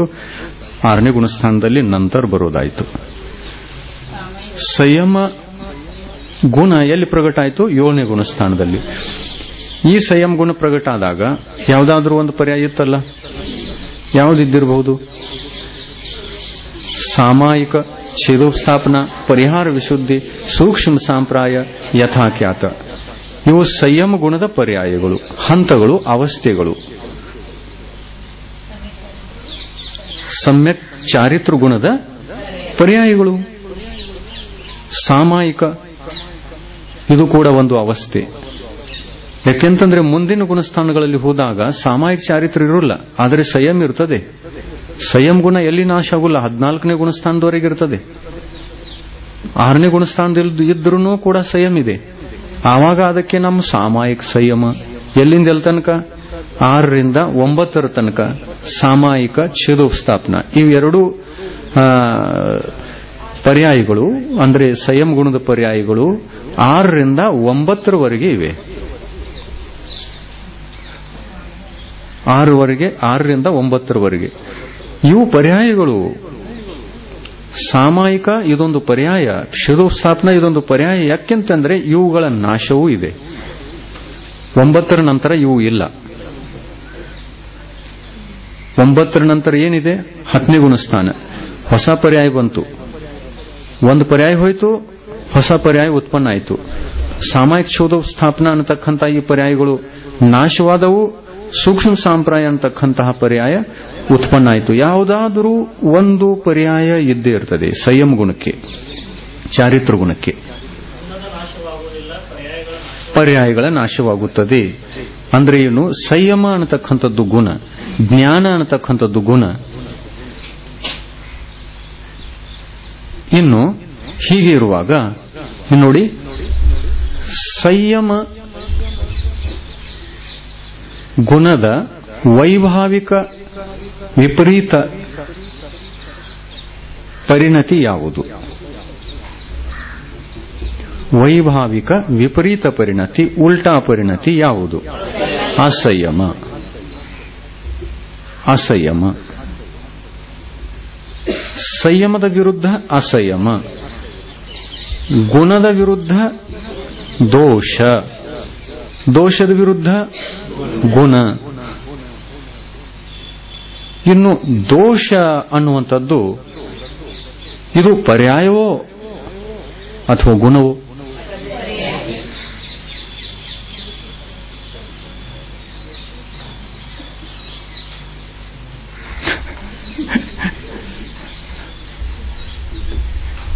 ಬಹಳ ತಲೆ ನಡೆಸಬೇಕು.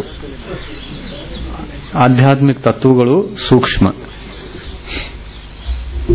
ಬಹಳ ತಲೆ ನಡೆಸಬೇಕು.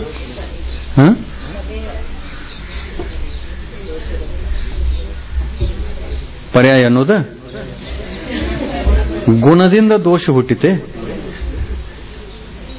ಗುಣದಿಂದ ಗುಣದ ಪರ್ಯಾಯ ಹುಟ್ಟಬಹುದು ಅಥವಾ ಗುಣದಿಂದ ದೋಷ ಹುಟ್ಟಬಹುದು.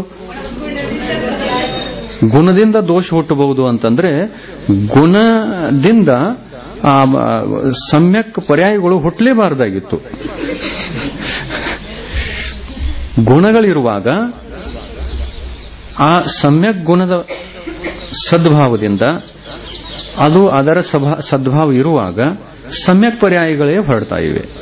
ಗುಣ ಸಮ್ಯಕ್ ಇರುವಾಗ ಪರ್ಯಾಯಗಳು ಸಮ್ಯಕ. ಗುಣ ದೋಷ ರೂಪದಲ್ಲಿ ಕನ್ವರ್ಟ್ ಆದಾಗ ಆ ದೋಷದ ಪರ್ಯಾಯಗಳು ಕೂಡ ಇವೆ.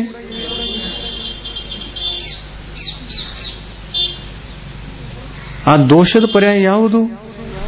ಅಸಂಯಮ.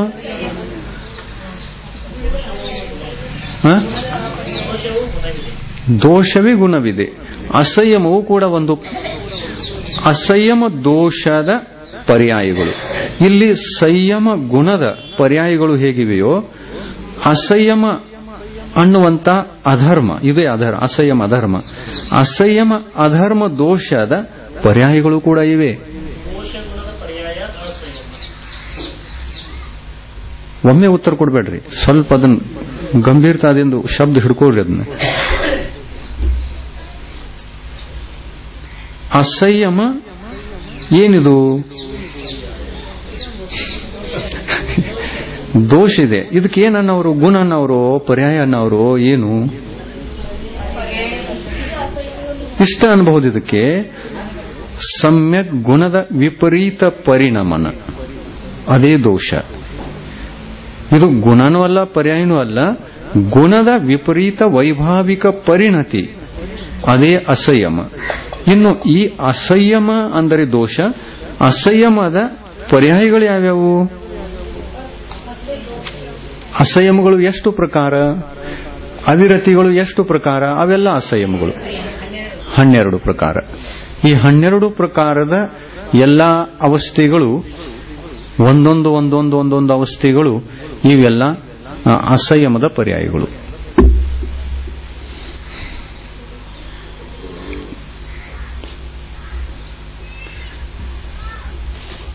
ಅಸಂಯಮದ ಪರ್ಯಾಯಗಳು. ಇನ್ನು ಸಂಯಮ ಪ್ರಾಪ್ತ ಮಾಡಿಕೊಳ್ಳಬೇಕು ಅಂತಂದ್ರೆ ಏನ್ ಬಿಡಬೇಕು ಅಂತ ಹೇಳ್ತೀವಿ?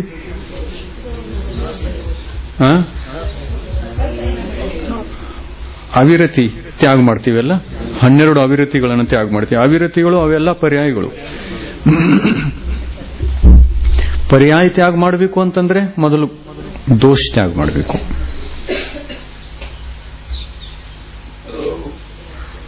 ಪರ್ಯಾಯಗಳನ್ನು ತ್ಯಾಗ ಮಾಡಬೇಕಂದ್ರೆ ದೋಷ ತ್ಯಾಗ ಮಾಡಬೇಕು. ದೋಷ ತ್ಯಾಗ ಮಾಡಬೇಕಂದ್ರೆ ಏನ್ ಮಾಡಬೇಕು? ಆತ್ಮ ಪರಿಣಾಮಗಳನ್ನು ಗುಣದ ಕಡೆಗೆ ಕೊಂಡೊಯ್ಯಬೇಕು, ಸಂಯಮದ ಕಡೆಗೆ ಕೊಂಡೊಯ್ಯಬೇಕು. ಆತ್ಮ ಪರಿಣಾಮಗಳನ್ನು ಸಂಯಮ ಪರಿಣಾಮಗಳಲ್ಲಿ ಕನ್ವರ್ಟ್ ಮಾಡಿದ್ರಿ ಅಂತಂದ್ರೆ ಅದು ಗುಣ ಆಯಿತು. ಆ ಗುಣದ ಪರ್ಯಾಯಗಳು ಸಾಮಾಯಿಕ, ಛಿದೋಪಸ್ಥಾಪನ, ಪರಿಹಾರ ವಿಶುದ್ಧಿ, ಸೂಕ್ಷ್ಮ ಸಂಪ್ರಾಯ, ಯಥಾಖ್ಯಾತ. ಮತ್ತು ಇವೇ ಸಂಯಮದ ಗುಣ, ಆತ್ಮ ಗುಣಗಳನ್ನು, ಸಂಯಮ ಗುಣದ ಪರಿಣಾಮಗಳನ್ನು, ಆತ್ಮ ಪರಿಣಾಮಗಳನ್ನು ನಾವು ದೋಷದ ಕಡೆಗೆ ಕನ್ವರ್ಟ್ ಮಾಡ್ತೀವಿ ಅಂತಂದ್ರೆ 12 ಪ್ರಕಾರದ ಅವಿರತಿ ರೂಪಭಾವಗಳು ಉತ್ಪನ್ನ ಆಗ್ತವೆ, ಅಸಂಯಮ ಪರಿಣಾಮಗಳು. ಅದರಂತೆ ಜ್ಞಾನ, ಸಮ್ಯಕ್ ಜ್ಞಾನ ಇದೊಂದು ಗುಣ. ಸಮ್ಯಕ್ ಜ್ಞಾನ ಗುಣದ ವಿಪರೀತ ಪರಿಣಾಮನ ಅಜ್ಞಾನ ಅಥವಾ ಮಿಥ್ಯಾಜ್ಞಾನ. ಇದಕ್ಕೆ ಎಷ್ಟು ಪರ್ಯಾಯಗಳು? ಮಿಥ್ಯಾಜ್ಞಾನಕ್ಕೆ ಎಷ್ಟು ಪರ್ಯಾಯಗಳು? ಯಾವ್ಯಾವು? ಮಿಥ್ಯಾ ಜ್ಞಾನದ ಪರ್ಯಾಯಗಳು 3: ಕುಮತಿ ಜ್ಞಾನ, ಕುಶ್ರುತ ಜ್ಞಾನ, ಕುಅವಧಿ ಜ್ಞಾನ. ಇವು 3 ಪರ್ಯಾಯಗಳು ಮಿಥ್ಯಾಜ್ಞಾನಕ್ಕೆ ಇವೆ. ಸಮ್ಯಕ್ ಜ್ಞಾನಕ್ಕೆ 5 ಪರ್ಯಾಯಗಳಿವೆ. ಮಿಥ್ಯಾಜ್ಞಾನಕ್ಕೆ 3 ಪರ್ಯಾಯಗಳಿವೆ. ಆದರೆ ಮಿಥ್ಯಾಜ್ಞಾನ ಅಂತಕ್ಕಂಥದ್ದು ಗುಣವೋ ಅಥವಾ ದೋಷವೋ? ದೋಷ. ಗುಣ ಸಮ್ಯಜ್ಞಾನ, ದೋಷ ಮಿಥ್ಯಾಜ್ಞಾನ. ಆಮೇಲೆ ದೋಷ ಅನ್ನತಕ್ಕಂಥದ್ದು ಇದು ಸ್ಥಾಯಿ ಇದೇನು? ಸ್ಥಾಯಿ ಅಲ್ಲ. ಯಾವಾಗ ನಾವು ಸಮ್ಯಕ್ ಜ್ಞಾನವನ್ನು ಪಡಿತೇವೆ ಈ ದೋಷ ಇರುವುದೇ ಇಲ್ಲ. ಆದರೆ ಈ ದೋಷಕ್ಕೆ ಸ್ಥಾಯಿ ಯಾಕೆ ಮನಸ್ಸಿಲ್ಲ? ಗುಣ ಹೇಗೆ ಸ್ಥಾಯಿ ಇದೆ ಹಾಗೆ ದೋಷ ಸ್ಥಾಯಿ ಯಾಕೆ ಇಲ್ಲ? ಯಾಕೆಂದರೆ ಆತ್ಮ ತಾನು ಸಮ್ಯಕ್ ಜ್ಞಾನ ಸ್ವಭಾವಿಯಾಗಿದ್ದರೂ ಕೂಡ ಸಮ್ಯಕ್ ಜ್ಞಾನ ಅಂತಕ್ಕಂಥದ್ದು ತನ್ನ ಸ್ಥಾಯಿ ಗುಣವಾಗಿದ್ದರೂ ಕೂಡ, ಸ್ಥಾಯಿಯಾಗಿ ಉಳಿತಕ್ಕಂತಹ ಗುಣ ಒಳಗಡೆಗೆ ಇದ್ದರೂ ಕೂಡ ಆತ್ಮ ತನ್ನ ಪರಿಣಾಮಗಳಿಂದ ಅಜ್ಞಾನದಲ್ಲಿ ಕನ್ವರ್ಟ್ ಆಗಿದ್ದಾನೆ, ದೋಷದಲ್ಲಿ ಕನ್ವರ್ಟ್ ಆಗಿದ್ದಾನೆ. ಇದು ಆತ್ಮನ ವೈಭಾವಿಕ ಪರಿಣತಿ. ಇದು ಈ ವೈಭಾವಿಕ ಪರಿಣತಿಯಿಂದ ಬಿಡಿಸಿ ಆತ್ಮನನ್ನು ತನ್ನ ಸ್ವಭಾವದಲ್ಲಿ ಇರಿಸುವುದಕ್ಕೆ ಗುಣಪ್ರಾಪ್ತಿಯ ಕಾರ್ಯ ಅಂತ ಹೇಳ್ತಾರೆ. ಒಳಗಡೆ ಹೊರಗಿನಿಂದ ದೋಷವನ್ನು ಬಿಡಿಸಿ ಗುಣದಲ್ಲಿ ಸ್ಥಾಪಿಸಬೇಕು. ಆತ್ಮ ದೋಷದಲ್ಲಿಲ್ಲ ಅಂತಂದ್ರೆ ಎಲ್ಲಿದೆ? ಗುಣದಲ್ಲಿದೆ. ಗುಣದಲ್ಲಿಲ್ಲ ಅಂತಂದ್ರೆ ಎಲ್ಲಿದೆ? ದೋಷದಲ್ಲಿದೆ. ಇನ್ನು ದೋಷಕ್ಕೂ ಪರ್ಯಾಯಗಳಿವೆ, ಗುಣಕ್ಕೂ ಪರ್ಯಾಯಗಳಿವೆ.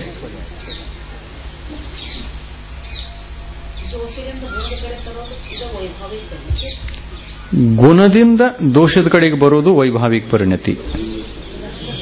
ಗುಣದಿಂದ ಗುಣಗಳನ್ನು ದೋಷ ರೂಪದಲ್ಲಿ ಕನ್ವರ್ಟ್ ಮಾಡೋದು ಇದು ವೈಭಾವಿಕ ಪರಿಣತಿ. ನೀರು ತಂಪ ಅಲ್ಲ. ಕೇಳ್ರಿ, ಒಂದು ಉದಾಹರಣೆ ಕೊಡ್ತೀವಿ. ನೀರು ತಂಪ, ತನ್ನ ಸ್ವಭಾವದಿಂದ ತಂಪ. ನೀರಿನ ಸ್ವಭಾವ ಏನು? ಶೀತಲತೆ. ಆದರೆ ಅದನ್ನ ನಾವು ಬಿಡಿಸಬಹುದು ಅಥವಾ ಇಲ್ಲ? ಬಿಡಿಸಬಹುದು. ಆದರೆ ಸ್ಥಾಯಿಯಾಗಿ ಅದನ್ನು ಉಳಿಸಬಹುದೇನ? ಸ್ವಲ್ಪ ಸಮಯದವರೆಗೆ ನಾವು ಅದನ್ನು ಬಿಡಿಸಬಹುದು ವಿನಃ ಆ ಸ್ವಭಾವವನ್ನು ನಷ್ಟ ಮಾಡಲಿಕ್ಕೆ ಆಗುಲ್ಲ. ಆತ್ಮ ಜ್ಞಾನ ಸ್ವಭಾವಿ, ಆ ಸ್ವಭಾವವನ್ನು ಯಾರೂ ನಾಶ ಮಾಡಲಿಕ್ಕೆ ಆಗುಲ್ಲ. ಅದೇ ಸ್ವಭಾವ ವಿಭಾವದಲ್ಲಿ ಕನ್ವರ್ಟ್ ಆಗಿದೆ ವರ್ತಮಾನದಲ್ಲಿ. ಈ ವಿಭಾವದಿಂದ ಬಿಡಿಸಿಕೊಂಡ್ರೆ ಸಾಕು. ಸ್ವಭಾವದಲ್ಲಿ ಸ್ಥಾಪಿತ ಆಯಿತು ಅಂತಂದ್ರೆ ಅನಂತ ಕಾಲದವರೆಗೆ ಹಾಗೆ ಉಳಿಬಹುದದು.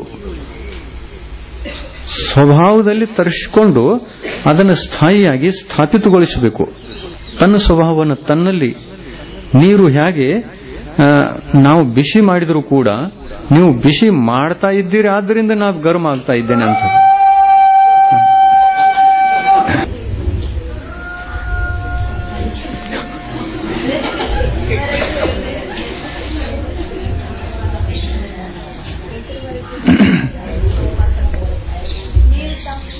ನೀರಿನ ಸ್ವಭಾವ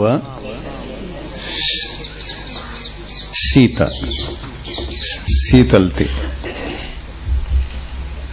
ಶೀತ ಗುಣದ ಪರ್ಯಾಯ ಉಷ್ಣ ಇರಲಿಕ್ಕೆ ಸಾಧ್ಯೇನು? ಶೀತ ಗುಣ ಅನ್ನುವುದಾದರೆ ಆ ಶೀತ ಗುಣದ ಪರ್ಯಾಯ ಉಷ್ಣ ಇರಲಿಕ್ಕೆ ಸಾಧ್ಯತೆಯೇನು? ಶೀತ ಗುಣದ ಪರ್ಯಾಯವೂ ಕೂಡ ಶೀತ.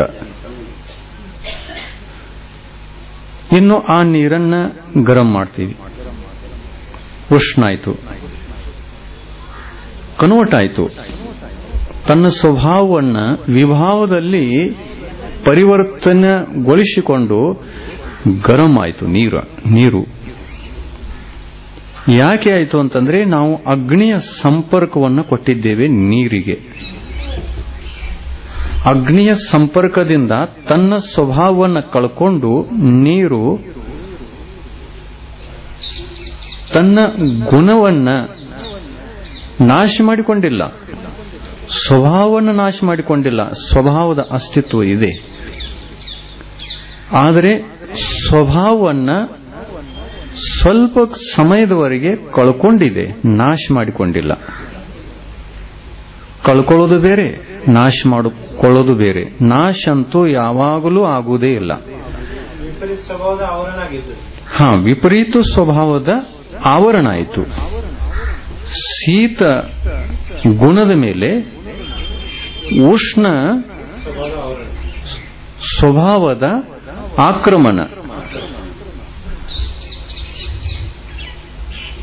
ಆಕ್ರಮಣವಾದಾಗ ಗರಂ ಆಯಿತು. ಅಂದ್ರೆ ಈ ಗರಂ ಸಾದಿ ಶಾಂತ ಪರ್ಯಾಯ, ನೀರಿನ ಮೇಲಿನ ಆ ಒಂದು ಪರ್ಯಾಯ ಸಾದಿ ಶಾಂತ ಪರ್ಯಾಯ. ಆ ದೋಷವು ಕೂಡ ಸಾದಿ ಶಾಂತ. ಆದರೆ ಇದೇ ಉದಾಹರಣೆಯನ್ನ ನಾವು ಜೀವದಲ್ಲಿ ಹಚ್ಚುತ್ತೇವೆ ಅಂತಂದ್ರೆ, ಜೀವ ಸಂಸಾರಿ ಎಂದಿನಿಂದ, ವಿಭಾವ ಎಂದಿನಿಂದ, ತನ್ನಲ್ಲಿ ಶುದ್ಧ ಸ್ವಭಾವ ಇದ್ದರೂ ಕೂಡ ಆ ಶುದ್ಧ ಸ್ವಭಾವದ ಮೇಲಿನ ಆಕ್ರಮಣ ಎಂದಿನಿಂದ, ಅನಾದಿ ಕಾಲದಿಂದ ಇದೆ. ಆದರೆ ಇದು ಸ್ಥಾಯಿ ಅನಂತ ಕಾಲದವರೆಗೆ ಉಳಿಯಲಿಕ್ಕೆ ಸಾಧ್ಯತೆಯೇನೂ ಇಲ್ಲ. ಹೇಗೆ ನೀರಿನಲ್ಲಿ ಪ್ರವೇಶ ಮಾಡಿರತಕ್ಕಂತಹ ಉಷ್ಣ ಅದು ಸ್ವಲ್ಪ ಸಮಯದವರೆಗಿರ್ತದೆಯೋ, ಹಾಗೆ ಈ ಆತ್ಮನಲ್ಲಿ ಇರತಕ್ಕಂತಹ ಸಂಸಾರ ಪರಿಣತಿ, ವೈಭಾವಿಕ ಪರಿಣತಿ, ವಿಭಾವ ಪರಿಣತಿ, ದೋಷ ಪರಿಣತಿ ಅನಾದಿ ಕಾಲದಿಂದೇನೋ ಇದ್ದಿರಬಹುದು. ಆದರೆ ಇದು ಜೀವಿಯ ಸ್ವಭಾವ ಅಲ್ಲ. ಇದು ಇಂದಿಲ್ಲ ನಾಳೆ ಎಂದಾದರೂ ಒಂದು ದಿನ ಹೋಗೋದೇ ಇದೆ. ಸ್ವಾಭಾವಿಕ ಸ್ವಭಾವ ಪ್ರಾಪ್ತ ಆಗೋದೇ ಇದೆ. ಅಭಾವಿ ಜೀವಿಗಳನ್ನು ಬಿಟ್ಟು ಬಿಡೋಣ. ಅದು ಪಾರಿಣಾಮಿಕ ಸ್ವಭಾವ. ಪಾರಿಣಾಮಿಕ ಸ್ವಭಾವಕ್ಕೆ 3 ಭೇದಗಳಿವೆ: ಭವ್ಯತ್ವ, ಅಭವ್ಯ, ಜೀವತ್ವ, ಭವ್ಯತ್ವ, ಅಭವ್ಯತ್ವ. 3 ಭೇದ ಇದೆ. ಪಾರಿಣಾಮಿಕ ಭಾವ ಅಂತಂದ್ರೆ ಸ್ವಭಾವಗತ ಭಾವ. ಆ ಸ್ವಭಾವವನ್ನು ದೂರಪಡಿಸುವಂತಹ ಶಕ್ತಿ ಯಾರಲ್ಲೂ ಇಲ್ಲ. ಭವ್ಯ ಜೀವದ ಭವ್ಯತ್ವವನ್ನ ನಾಶ ಮಾಡತಕ್ಕಂತಹ, ಅಭವ್ಯ ರೂಪದಲ್ಲಿ ಕನ್ವರ್ಟ್ ಮಾಡತಕ್ಕಂತಹ ಶಕ್ತಿ ತನ್ನಲ್ಲೂ ಇಲ್ಲ, ಮತ್ತೆ ಯಾವ ಪರ ವಸ್ತುವಿನಲ್ಲೂ ಇಲ್ಲ, ಯಾವ ಕರ್ಮದಲ್ಲೂ ಇಲ್ಲ, ತನ್ನಲ್ಲೂ ಇಲ್ಲ ಆ ಶಕ್ತಿ. ನಾವು ನಮ್ಮ ಸ್ವಭಾವವನ್ನು ಬಿಡಲಿಕ್ಕೆ ಸಾಧ್ಯ ಇಲ್ಲ. ಅಭವ್ಯ ಅದು ತನ್ನ ಸ್ವಭಾವವನ್ನು ಬಿಡಲಿಕ್ಕೆ ಸಾಧ್ಯ ಇಲ್ಲ. ಅಭವ್ಯ ಅಭವ್ಯವಾಗಿಯೇ ಇರೋದು, ಭವ್ಯ ಭವ್ಯವಾಗಿಯೇ ಇರೋದು. ಇವು ಪಾರಿಣಾಮಿಕ ಭಾವಗಳು. ಪಾರಿಣಾಮಿಕ ಭಾವಗಳನ್ನು ಬಿಡಿಸೋದು ಕಷ್ಟ. ಕರ್ಮಜನಿತ ಭಾವ ಔದಯಿಕ ಭಾವ, ಕರ್ಮಜನಿತ ಭಾವ ಕ್ಷಾಯೋಕ್ಷಮಿಕ ಭಾವ, ಕರ್ಮಜನಿತ ಭಾವ ಕ್ಷಾಯಿಕ ಭಾವ, ಈ ಭಾವಗಳನ್ನು ಬಿಡಿಸಬಹುದು.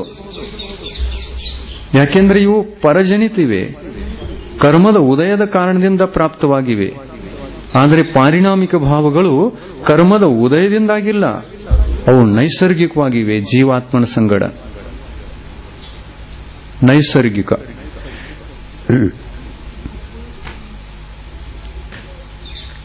ಅಭವ್ಯ ಜೀವದ ಸಂಸಾರ ಪರಿಣತಿ ಅನಾದಿ ಅನಂತ, ಭವ್ಯ ಜೀವದ ವೈಭಾವಿಕ ಪರಿಣತಿ ಸಂಸಾರ ಪರಿಣತಿ ಅನಾದಿ ಶಾಂತ. ಅನಾದಿ ಶಾಂತ.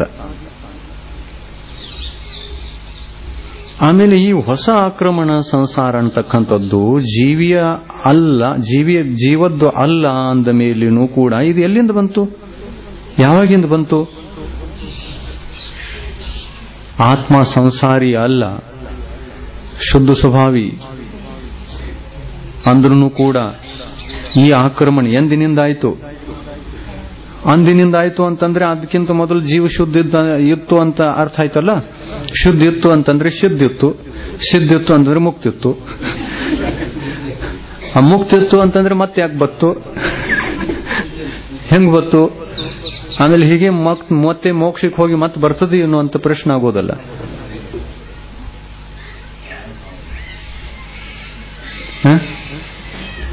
ಹಾಲಿನಿಂದ ತುಪ್ಪ ಬರುತ್ತದೆ, ಸರಿ ಇದೆ. ಹಾಲಂದ್ರೆ ತುಪ್ಪ ಅಲ್ಲ, ತುಪ್ಪ ಅಂದ್ರೆ ಹಾಲಲ್ಲ, ಎರಡೂ ವಸ್ತು ಬೇರೆ ಬೇರೆ ಇದೆ. ಹಾಲಿನಿಂದ ತುಪ್ಪ ಬರುತ್ತದೆ, ತುಪ್ಪವನ್ನು ತೆಗೆದ ನಂತರ ಹಾಲು ಅಲ್ಲೇ ಉಳಿತದೆ, ತುಪ್ಪ ಹೊರ ಬರ್ತದೆ. ನೇರವಾಗಿ ಹಾಲಿನಿಂದ ತುಪ್ಪ ತೆಗೆಯುವಂತ ಪದ್ಧತಿ ಇವತ್ತು ಬಂದಿದೆ. ಹಾಲಿನಿಂದ ಡೈರೆಕ್ಟ್ ಆಗಿ ತೆಗಿಬಹುದು, ಮಷೀನ್ನಿಂದ. ಹಾಲು ಉಳಿತಿದಿಲ್ಲ ಅಲ್ಲಿ. ಆದರೆ ಈ ತುಪ್ಪಿನ ಮೇಲೆ ಹಾಲಿನ ಆಕ್ರಮಣ ಯಾವಾಗಿನಿಂದ?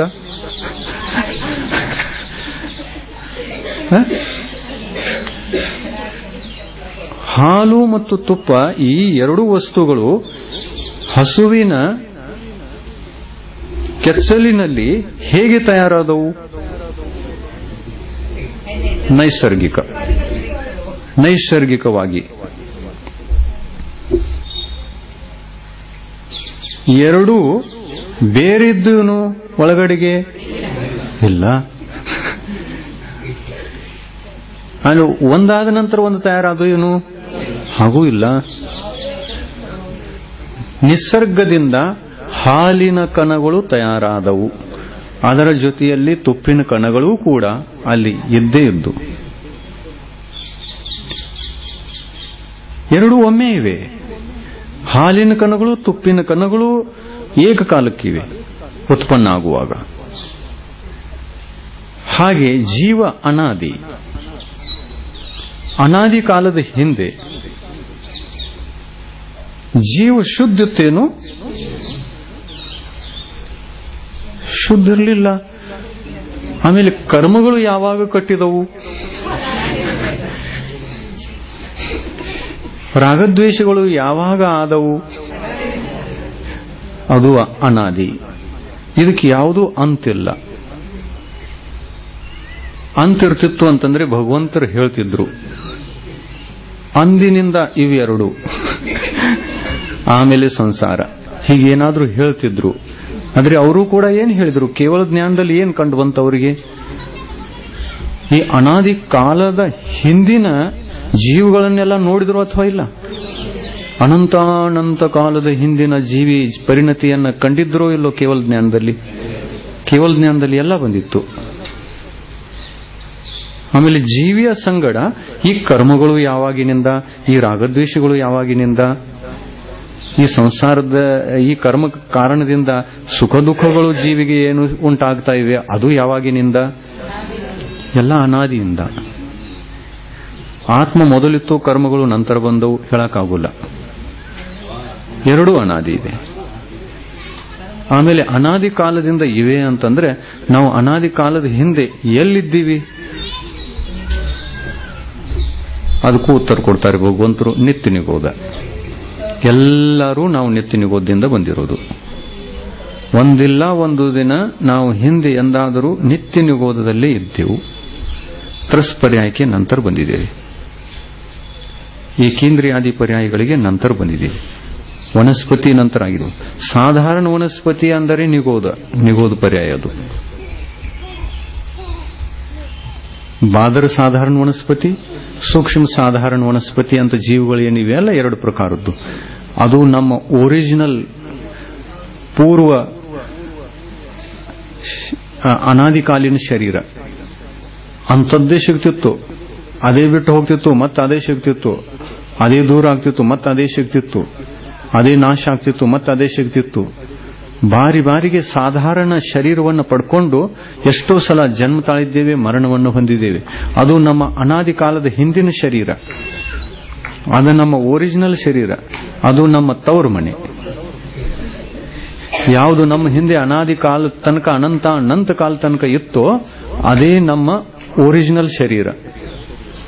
ನಮಗೆ ಸಿಕ್ಕದ್ದು ವೈಭಾವಿಕ ರೂಪದಲ್ಲಿ, ಗಿಫ್ಟ್ದಲ್ಲಿ ಸಿಕ್ಕದ್ದು, ಬಾರಿ ಸಿಗ್ತಕ್ಕಂಥದ್ದು.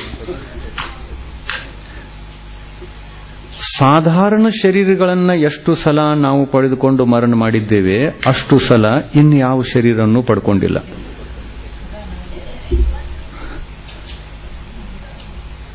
ಯಾಕಂತಂದ್ರೆ ಅನಾದಿ ಕಾಲದ ಹಿಂದೆ ನಾವು ಎಲ್ಲಿದ್ದೀವಿ ಅನ್ನುವಂಥ ಪ್ರಶ್ನೆ ಬಂದಾಗ ನಿಗೋಧ ಅಂತ ಹೇಳ್ತಾರೆ. ನಿಗೋಧದಲ್ಲಿ ಎಷ್ಟು ಕಾಲ ಕಳೆದಿವಿ ಅಂತಂದ್ರೆ ಅನಂತ ಕಾಲ ಕಳೆದು ಬಂದಿದ್ದೇವೆ. ಇಷ್ಟು ಕಾಲನ್ನ ನಾವು ಇತರ ಪರ್ಯಾಯಗಳಿಗೆ ಬಂದಾಗ ಪ್ರತ್ಯೇಕ ವನಸ್ಪತಿ, ಪೃಥ್ವಿಕಾಯಿಕ, ಜಲಕಾಯಿಕ, ಅಗ್ನಿಕಾಯಿಕ, ವಾಯುಕಾಯಿಕ, ಇಂತಹ ಒಂದು ಅವಸ್ಥೆಗಳಲ್ಲಿ, ಆಮೇಲೆ ದ್ವಿಂದ್ರಿಯ, ತೀನೇಂದ್ರಿಯ, ಚತುರೇಂದ್ರಿಯ, ಪಂಚೇಂದ್ರಿಯ, ಸಂಜ್ಞೆ ಅಸಂಜ್ಞೆ, ಚತುರ್ಗತಿ, ದೇವ, ನರಕ, ಮನುಷ್ಯ, ತಿರ್ಯಂಚ, ಈ ಎಲ್ಲಾ ಪರ್ಯಾಯಗಳಲ್ಲಿ ನಾವು ನಂತರ ಸುತ್ತಾಡಿದ್ದೇವೆ. ಅನಂತ ಕಾಲ ಎಲ್ಲಿ ಕಳೆದಿದ್ದೇವೆ ನಾವು? ನಿಗೋಧದಲ್ಲಿ ನಂತರ ಸುತ್ತಾಡಿದ್ದೇವೆ. ಆದರೆ ಎಷ್ಟು ಸಲ ಸುತ್ತಾಡಿರಬಹುದು? ಬಹಳ ಕಡಿಮೆ ಸಲ. ಅದರಷ್ಟಾಗುಲ್ಲ. ಸಾಧಾರಣ ಶರೀರವನ್ನು ಎಷ್ಟು ಸಲ ನಾವು ಪಡೆದಿದ್ದೇವೆ ಅಷ್ಟು ಸಲ ಯಾವ ಶರೀರವನ್ನು ಪಡೆದಿಲ್ಲ.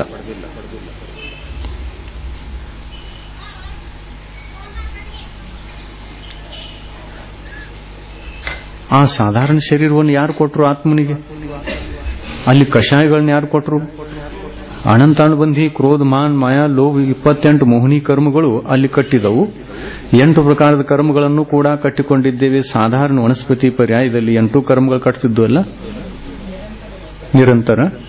ಅಂಥ 8 ಕರ್ಮಗಳನ್ನ ಎಂದಿನಿಂದ ಕಟ್ಟಿಕೊಂಡಿವಿ ನಾವು. ಅದರ ಅಂತವನ್ನು ಹೇಳಿಲ್ಲ. ಮೊದಲು ಆತ್ಮ ಬೇರೆ ಇತ್ತು, ಅಂದಿನಿಂದ ಈ ಕರ್ಮಗಳು ಬರುವುದರಿಂದ ಇದು ವೈಭಾವಿಕ ಆಯಿತು. ಇಂಥ ಕಥನವನ್ನ ಮಾಡಿಲ್ಲ. ಖನಿಯಲ್ಲಿ ಬಂಗಾರ ಎಂದಿನಿಂದ ಬಂತು? ಖನಿಯಲ್ಲಿ ಬಂದಿರತಕ್ಕಂಥ ಬಂಗಾರವನ್ನ ಯಾರು ಸೇರಿಸಿಲ್ಲ ಖನಿಯಲ್ಲಿ. ಅದು ನೈಸರ್ಗಿಕವಾಗಿದೆ. ಹಾಗೆ ಆತ್ಮ, ಪ್ರತಿಯೊಂದು ಆತ್ಮ, ಸಂಸಾರಿ ಆತ್ಮ ನೈಸರ್ಗಿಕವಾಗಿದೆ. ಏನ್ ಹೇಳ್ತಾ ಇತ್ತು? ಸಮ್ಯಕ್ ದರ್ಶನ ಗುಣ, ಸಮ್ಯಕ್ ಜ್ಞಾನ ಗುಣ, ಸಮ್ಯಕ್ ಚಾರಿತ್ರವೂ ಗುಣ. ಈ ಗುಣದ ಪರ್ಯಾಯಗಳು ಇವೆ. ಆಮೇಲೆ ಈ ಗುಣ ದೋಷದಲ್ಲಿ ಕನ್ವರ್ಟ್ ಆದ ನಂತರ ದೋಷಕ್ಕೂ ಕೂಡ ಪರ್ಯಾಯಗಳಿವೆ. ಈ ವೈಭಾವಿಕ ಪರಿಣತಿಯುಳ್ಳ ಆತ್ಮನಿಗೂ ಕೂಡ ಪರ್ಯಾಯಗಳಿವೆ. ಈ ದೋಷದ ಪರ್ಯಾಯಗಳು ಅಂತಂದ್ರೆ 12 ಪ್ರಕಾರದ ಅವಿರತಿಗಳು. ಜ್ಞಾನ ಗುಣದ ದೋಷ ಅಜ್ಞಾನ. ಈ ಅಜ್ಞಾನದ ಪರ್ಯಾಯಗಳು ಅಂತಂದ್ರೆ ಯಾವ್ಯಾವು? ಕುಮತಿ, ಕುಶ್ರುತ, ಕುಜ್ಞಾನ, ಕುಅವಧಿ, ವಿಭಂಗ ಜ್ಞಾನ. ಆಮೇಲೆ ಸಮ್ಯಕ್ ದರ್ಶನದ ಪರ್ಯಾಯಗಳು ಉಪಶಮ, ವೇದಕ, ಕ್ಷಾಯಿಕ, ಮತ್ತೊಮ್ಮೆ ಕೃತಕೃತಿ ವೇದಕ, ಮತ್ತೊಮ್ಮೆ ಕ್ಷಾಯಿಕ, ದ್ವಿತೀಯೋಪಶಮ. ಇವು ಎಲ್ಲ ನಮ್ಮ ಪರ್ಯಾಯಗಳು.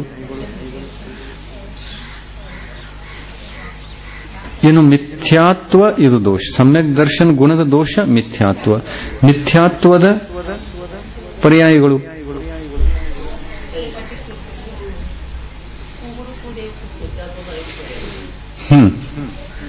ಯಾವ್ಯಾವು?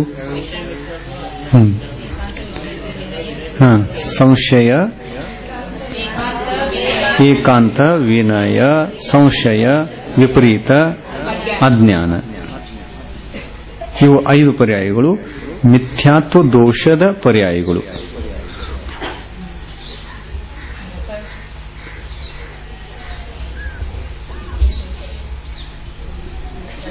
ಇದು ಮೊದಲು ಗೊತ್ತಾಗಬೇಕು. ನಾವೇನು, ಎಲ್ಲಿಂದ ಬಂದೀವಿ? ಮಿಥ್ಯಾಚಾರಿತ್ರ,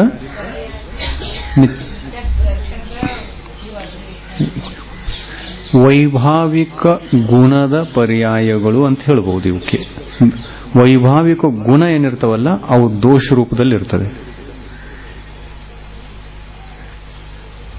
ಸ್ವಭಾವ ಗುಣ, ವಿಭಾವ ಗುಣ. ಮಿಥ್ಯಾತ್ವ ದೋಷ, ವಿಭಾವ ಗುಣ ಹೌದಲ್ಲದು. ಅದೇ ವಿಭಾವ ಗುಣ ಹೋದ ನಂತರ ಸ್ವಭಾವ ಗುಣ ಪ್ರಕಟ ಆಗ್ತದೆ. ಅದು ಸಮ್ಯಕ್ ದರ್ಶನ.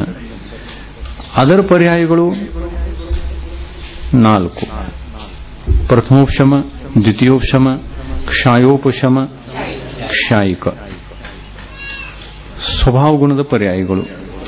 ಇದರೊಳಗೆ ಇನ್ನು ಯಾವ ಪರ್ಯಾಯದ ಯಾವ ಗುಣ ಸಾಧಿ ಸಾಂತಿದೆಯೋ ಅದನ್ನು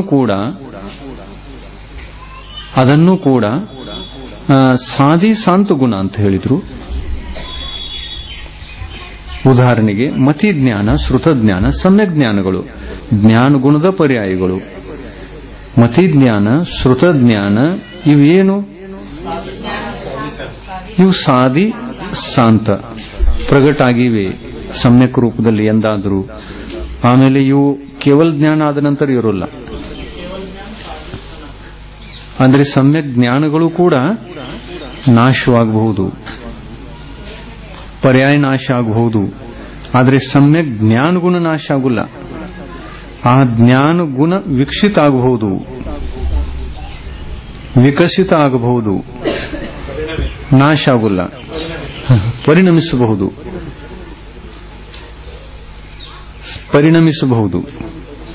ಆದರೆ ನಾಶ ಆಗುಲ್ಲ.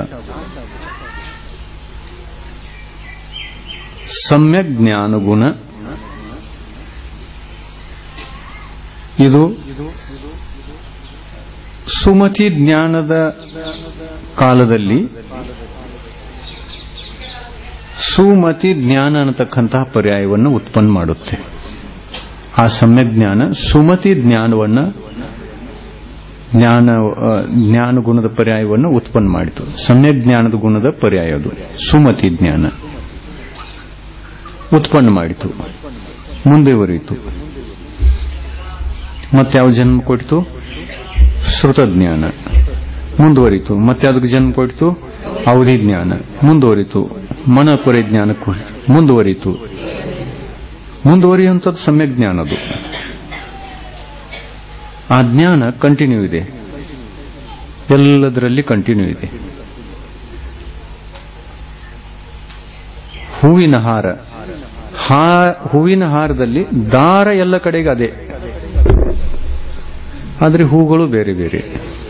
ಆ ದಾರ ಎಲ್ಲೆಲ್ಲಿ ಯಾವ್ಯಾವ ಹೂವಿನಲ್ಲಿ ಸೇರಿದೆಯೋ ದಾರ ಒಂದೇ ಇದೆ, ಆದರೆ ಹೂಗಳು ಬೇರೆ ಬೇರೆ ಇವೆ. ಹಾಗೆ ಪರ್ಯಾಯಗಳು ಬೇರೆ ಬೇರೆ, ಗುಣ ಒಂದೇ.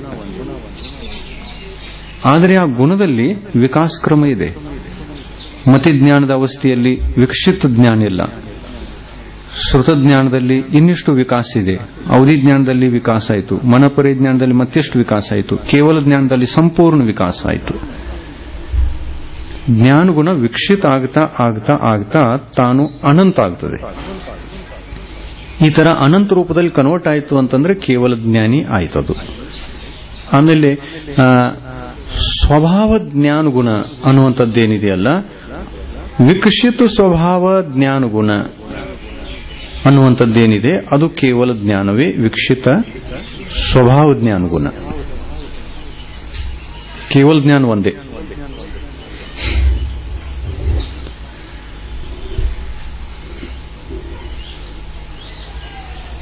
ಶ್ರದ್ಧಾ ಗುಣ ಅಥವಾ ಪರ್ಯಾಯ?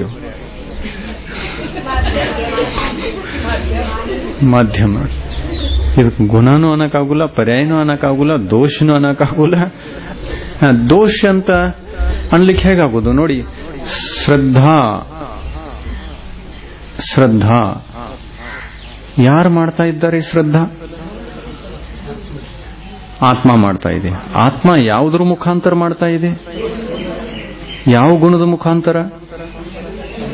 ಜ್ಞಾನ ಗುಣದ ಮುಖಾಂತರ. ಆತ್ಮ ಎಂಥ ಅವಸ್ಥೆಯಲ್ಲಿದ್ದರೂ ಕೂಡ ಜ್ಞಾನಿ. ಅದರೊಳಗೆ ಜ್ಞಾನ ಇದೆ, ವಿಚಾರ ಮಾಡುವಂತ ಶಕ್ತಿ ಇದೆ. ಶ್ರದ್ಧೆಯನ್ನ ಮಾಡುವಾಗ ಅಥವಾ ಅಶ್ರದ್ಧೆಯನ್ನ ಮಾಡುವಾಗ ವಿಚಾರ ಇರ್ತದೆ ಅಥವಾ ಇಲ್ಲ ಆತ್ಮನಲ್ಲಿ?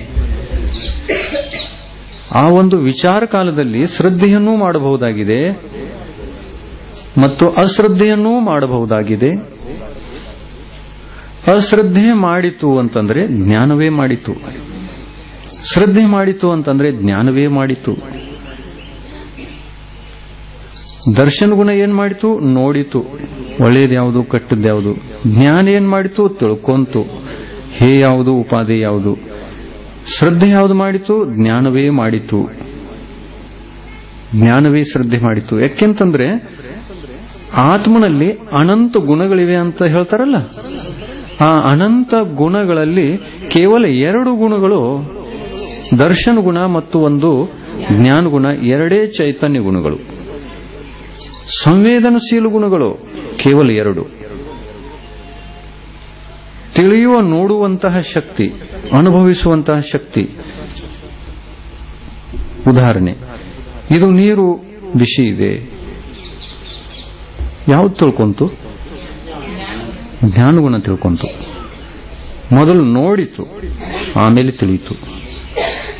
ಹೇಳ್ತಾರಲ್ಲ, ನೀರು ಹೆಂಗ ಬೆಚ್ಚಗಿದವ್ ನೋಡಪ್ಪ, ಸ್ವಲ್ಪ ನೋಡಂತ ಹೇಳ್ತಾರ. ಅಂದ್ರೆ ದರ್ಶನ ಗುಣದಿಂದ ನೋಡ್ತಾನು, ಜ್ಞಾನ ಗುಣದಿಂದ ತಿಳಿತಾನು, ತಿಳಿದ ನಂತರ ಹೇಳ್ತಾನು ಹಾ ನೀರು ಬೆಚ್ಚಗಿದೆ ಅಂತ. ಮೊದಲು ನೋಡ್ತೀವಿ, ಸ್ಪರ್ಶನೇಂದ್ರಿಯಿಂದ ನೋಡ್ತೀವಿ. ಯಾಕಂದ್ರೆ ಇದು ನಮ್ಮ ಮತಿ ಜ್ಞಾನ, ಸ್ಪರ್ಶನೇಂದ್ರಿಯ ಮೂಲಕ ತಿಳಿತದೆ. ಮತಿ ಜ್ಞಾನ ಸ್ಪರ್ಶನೇಂದ್ರಿಯದಲ್ಲಿದೆ. ಆ ಸ್ಪರ್ಶದಿಂದ ಮೊದಲು ದರ್ಶನ ಗುಣ ಕೆಲಸ ಮಾಡ್ತಾ ಇದೆ. ಕೈ ಮುಟ್ಟಿದ್ದೇವೆ, ಯಾವುದರಿಂದ? ನೀರಿಗೆ, ಬಿಸಿ ನೀರಿಗೆ. ಮುಟ್ಟಿದ ತಕ್ಷಣ ಮೊದಲು ನೋಡ್ತೀವಿ, ಆಮೇಲೆ ಜ್ಞಾನ ಆಯ್ತು. ನೀರು ಬೆಚ್ಚಗಿದೆ, ಇದು ಜ್ಞಾನ ತಿಳ್ಕೋತು. ದರ್ಶನಗೊಂಡು ನೋಡಿತು, ಜ್ಞಾನಗೊಂಡು ತಿಳಿದುಕೊಂಡಿತು, ಆಮೇಲೆ ಶ್ರದ್ಧೆ ಮಾಡಿತು. ಬಿಸಿ ನೀರಿಗೆ ಎಂದೂ ಕೈ ಹಚ್ಚಬಾರದು, ಸುಡ್ತದೆ. ತಣ್ಣಿ ನೀರಿಗೆ ಕೈ ಹಚ್ಚಲಿಕ್ಕೆ ನಡೀತದೆ, ಏನು ಅಡ್ಡಿ ಇಲ್ಲ. ಇದು ಯಾವಾಗ ಗೊತ್ತಾಯ್ತು? ಕೈ ಸುಟ್ಟಾಗ ಗೊತ್ತಾಯ್ತು. ಸಣ್ಣವರಿದ್ದಾಗ ಹಚ್ಚಿರ್ಬೇಕಲ್ಲ. ನಿಮ್ಮ ತಾಯಿ ಎಷ್ಟು ಅಲ್ಲಿ ಹೋಗಬೇಡ ಅಂದ್ರೂ ಓಡಿ ಹೋಗಿ ಅದನ್ನು ದೀಪ ಕೈಯೊಳಗೆ ಹಿಡಿದಿರ್ಬೇಕಲ್ಲ. ಪರಿಚಯ ಇಲ್ಲಾಗಿತ್ತು, ವಸ್ತು ಪರಿಚಯ ಇಲ್ಲಾಗಿತ್ತು. ಇದು ಸುಡ್ತದೆ ಅನ್ನುವಂತಹ ಜ್ಞಾನ ಇಲ್ಲಾಗಿತ್ತು. ಸುಡ್ತದೆಯೋ ಅಥವಾ ಏನ್ ಮಾಡ್ತದೆಯೋ ಜ್ಞಾನ ಇಲ್ಲಾಗಿತ್ತು. ಮುಟ್ಟಿದಾಗ ಗೊತ್ತಾಯ್ತು. ಮುಟ್ಟಿದಾಗ ಮೊದಲು ನೋಡಿತು, ಆಮೇಲೆ ತಿಳಿತು, ಆಮೇಲೆ ನಿರ್ಣಯ ಮಾಡ್ಕೊಂತು ಎಂದೂ ಇದರ ಹತ್ತಿರ ಹೋಗಬಾರದು. ಇಲ್ಲಿ ಶ್ರದ್ಧಾ ಆಯ್ತದು. ಎಂಥ ಶ್ರದ್ಧಾ ಆಯ್ತು? ಸಮ್ಯಕ್ ಶ್ರದ್ಧಾ ಆಯ್ತು. ಅಲ್ಲಿ ತನಕ ಯಾವ ಶ್ರದ್ಧಾ ಇತ್ತು? ಮಿಥ್ಯಾ ಶ್ರದ್ಧಾ ಇತ್ತು. ಯಾಕೆಂದ್ರೆ ಬೆಂಕಿಯ ಜ್ಞಾನ ಇಲ್ಲದ ಕಾರಣ ಅಶ್ರದ್ಧಾ ಇತ್ತು, ವಿವೇಕ ಇರಲಿಲ್ಲ. ಶ್ರದ್ಧಾ ಇತ್ತು, ಆದರೆ ಆ ಶ್ರದ್ಧಾ ಹೇಗಿತ್ತು? ಮಿಥ್ಯಾ ಇತ್ತು. ಆ ಶ್ರದ್ಧೆಯಿಂದ ಏನ್ ಅನಿಸ್ತಿತ್ತು? ಅಲ್ಲಿ ಹೋಗಬೇಕು, ಅದನ್ನು ಮುಟ್ಟಬೇಕು, ಬಹಳ ಪ್ರೀತಿ ವಸ್ತು ಆಗಿಬಿಟ್ಟಿತ್ತದು, ಹೊಳೆಯುವಂತ ವಸ್ತು, ಅದನ್ನು ಹಿಡಿಬೇಕು ಅಂತ ಅನಿಸ್ತಿತ್ತು. ಆದ್ರೆ ಹಿಡಿದು ಒಂದ್ಸಲ ನೋಡಿದ ನಂತರ ಶ್ರದ್ಧಾ ಹೋಯ್ತು. ಶ್ರದ್ಧಾ ಹೋಯ್ತು.